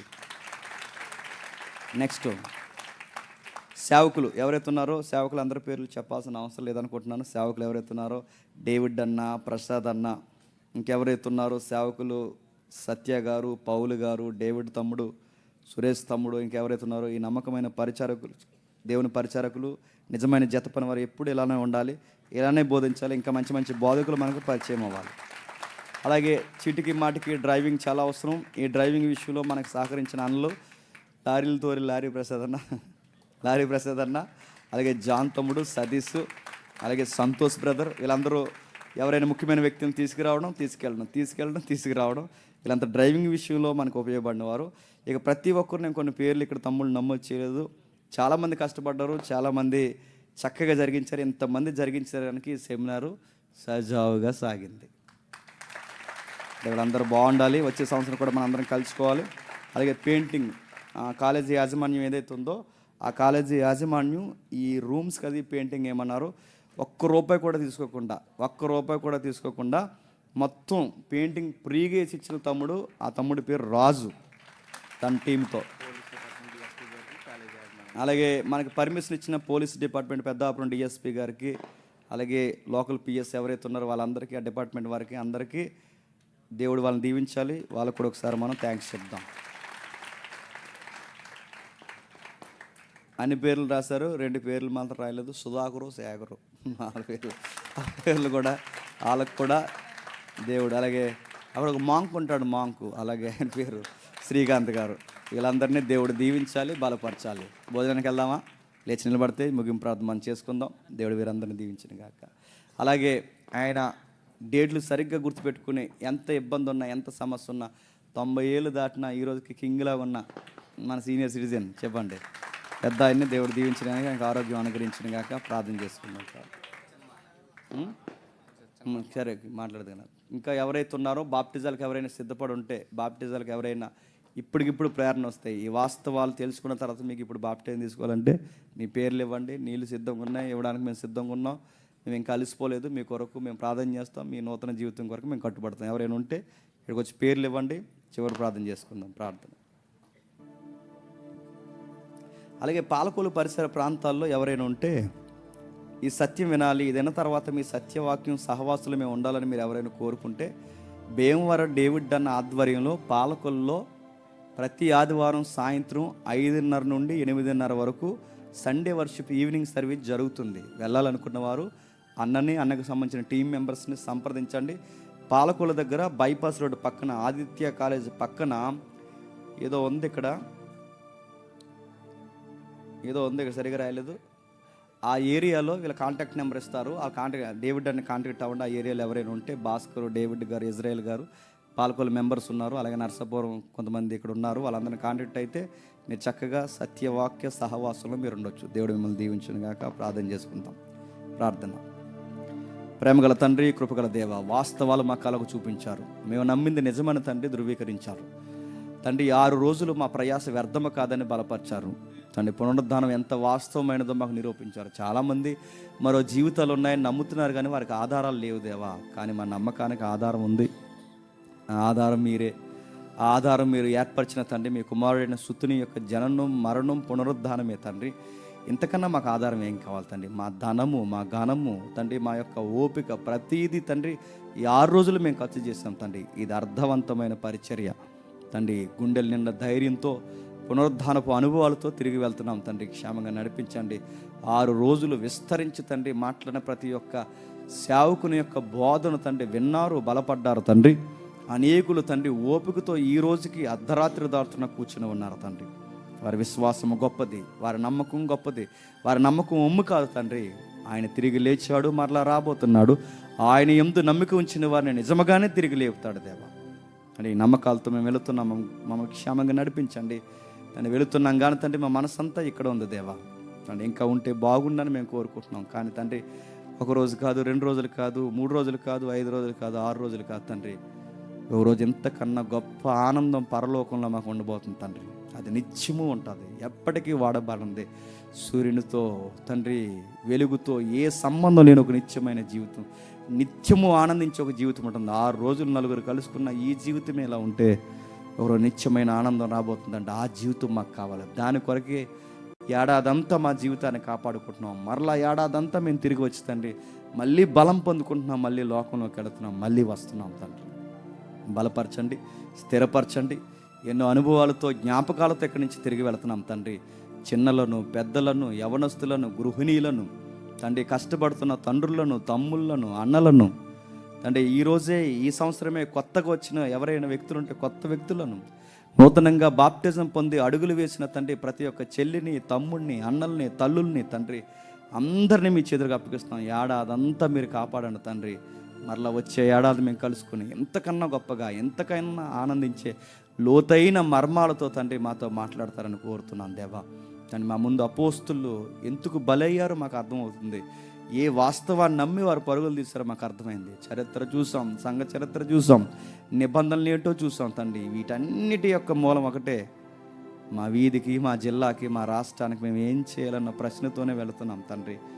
మా ముందు తరాలు ఏం చేస్తాయో మేము అదే చేయాలి. ఒక గొప్ప మార్పు తండ్రి మా చుట్టూ ఉన్న మా ప్రజలు, మా కుటుంబాలు చూడాలి తండ్రి. ఆ మార్పును ఈ బిడ్డలందరికీ అనుగ్రహిస్తారని కోరుతున్నాం తండ్రి. ఈ సభలను, మా మాటలను తప్పుబట్టి మా మీద చెడ్డ మాటలు పలికిన వారు ఎవరైనా ఉంటే వారిని క్షమించండి, వారి కుటుంబాలను దీవించండి. వారు మమ్మల్ని ప్రేమించకపోయినా పర్లేదు తండ్రి, కానీ వారికి రక్షణ అనుభవం దయచేయండి. రాజ్యంలో వారిని కట్టండి. మా శత్రువులను కూడా మీరు ఆశీర్వదించండి తండ్రి. ఇంకను ఎవరైతే తండ్రి ఈ పరిసర ప్రాంతాల్లో సెమినార్స్ చేశారో వాళ్ళ దగ్గర వాక్యం విన్న వారిని కూడా తండ్రి మీరు ఆశీర్వదించండి, సత్యమందే బలపరచండి తండ్రి. ఒకవేళ వాళ్ళని ఇబ్బంది పెట్టే రక్షణ లేని మాటలు ఏమైనా మాట్లాడితే రక్షణ కలిగే సందేశాలు మరొకరి ద్వారానే వినిపించి వారిని బలపరచండి. తిరిగి వెళ్తున్నాం తండ్రి, మా చేతులకు అప్పగిస్తున్నాం, మా చేతులన్నింటినీ మీ చేతులకు అప్పగిస్తున్నాం తండ్రి. మీ దయ మీ కృప ఎల్లవేళ్ళ ఈ స్పీకర్స్ మీద, నా జత పని వారి మీద, నా తమ్ముళ్ళ మీద, రూపాయి ఇచ్చిన తండ్రి, ఎవరో ముక్కు ముఖం తెలియని ప్రతి రూపాయి, 1000 రూపాయలు, లక్షల రూపాయలు వచ్చిన ప్రతి ఒక్కరిని తండ్రి నేనే జ్ఞాపకం పెట్టుకోకపోయినా మీరు జ్ఞాపకం పెట్టుకుంటారని అర్థిస్తున్నాను తండ్రి. మా చేతులకు తండ్రి ఏ బరువు లేకుండా ఇప్పటి వరకు నడిపించారు తండ్రి, ఇకపై కూడా మమ్మల్ని నడిపిస్తారని కోరుతూ అందరినీ మీ చేతులకు అప్పగిస్తూ క్రీస్తున్నామని ప్రార్థన సమర్పిస్తున్నాం తండ్రి. ఆమేన్. మన తండ్రి అయిన దేవుని ప్రేమయు, కుమారుడైన యేసుక్రీస్తు వారి యొక్క కృపయు, పరిశుద్ధాత్మ దేవుని యొక్క అన్యోన్య సహవాసం ఇప్పుడు ఎల్లప్పుడు మనందరికీ తోడై నడిపించును గాక. ఆమేన్, ఆమేన్, ఆమేన్, ఆమేన్, ఆమేన్. జాతికి వెళ్ళండి. ఒకసారి మీకు వెళ్ళాలనిపించట్లేదు కనుక మీ పక్కన ఎవరెవరైతే ఉన్నారో ఒకసారి సెకండ్ ఇచ్చి హగ్ చేసుకుని జాతకుండాలని ఒకసారి చెప్పండి. నేను సుధాకర్ చెప్తాను, మీరు కూడా చెప్పండి. జాతకుండాలని దేవుడి మిమ్మల్ని దీవించును గాక.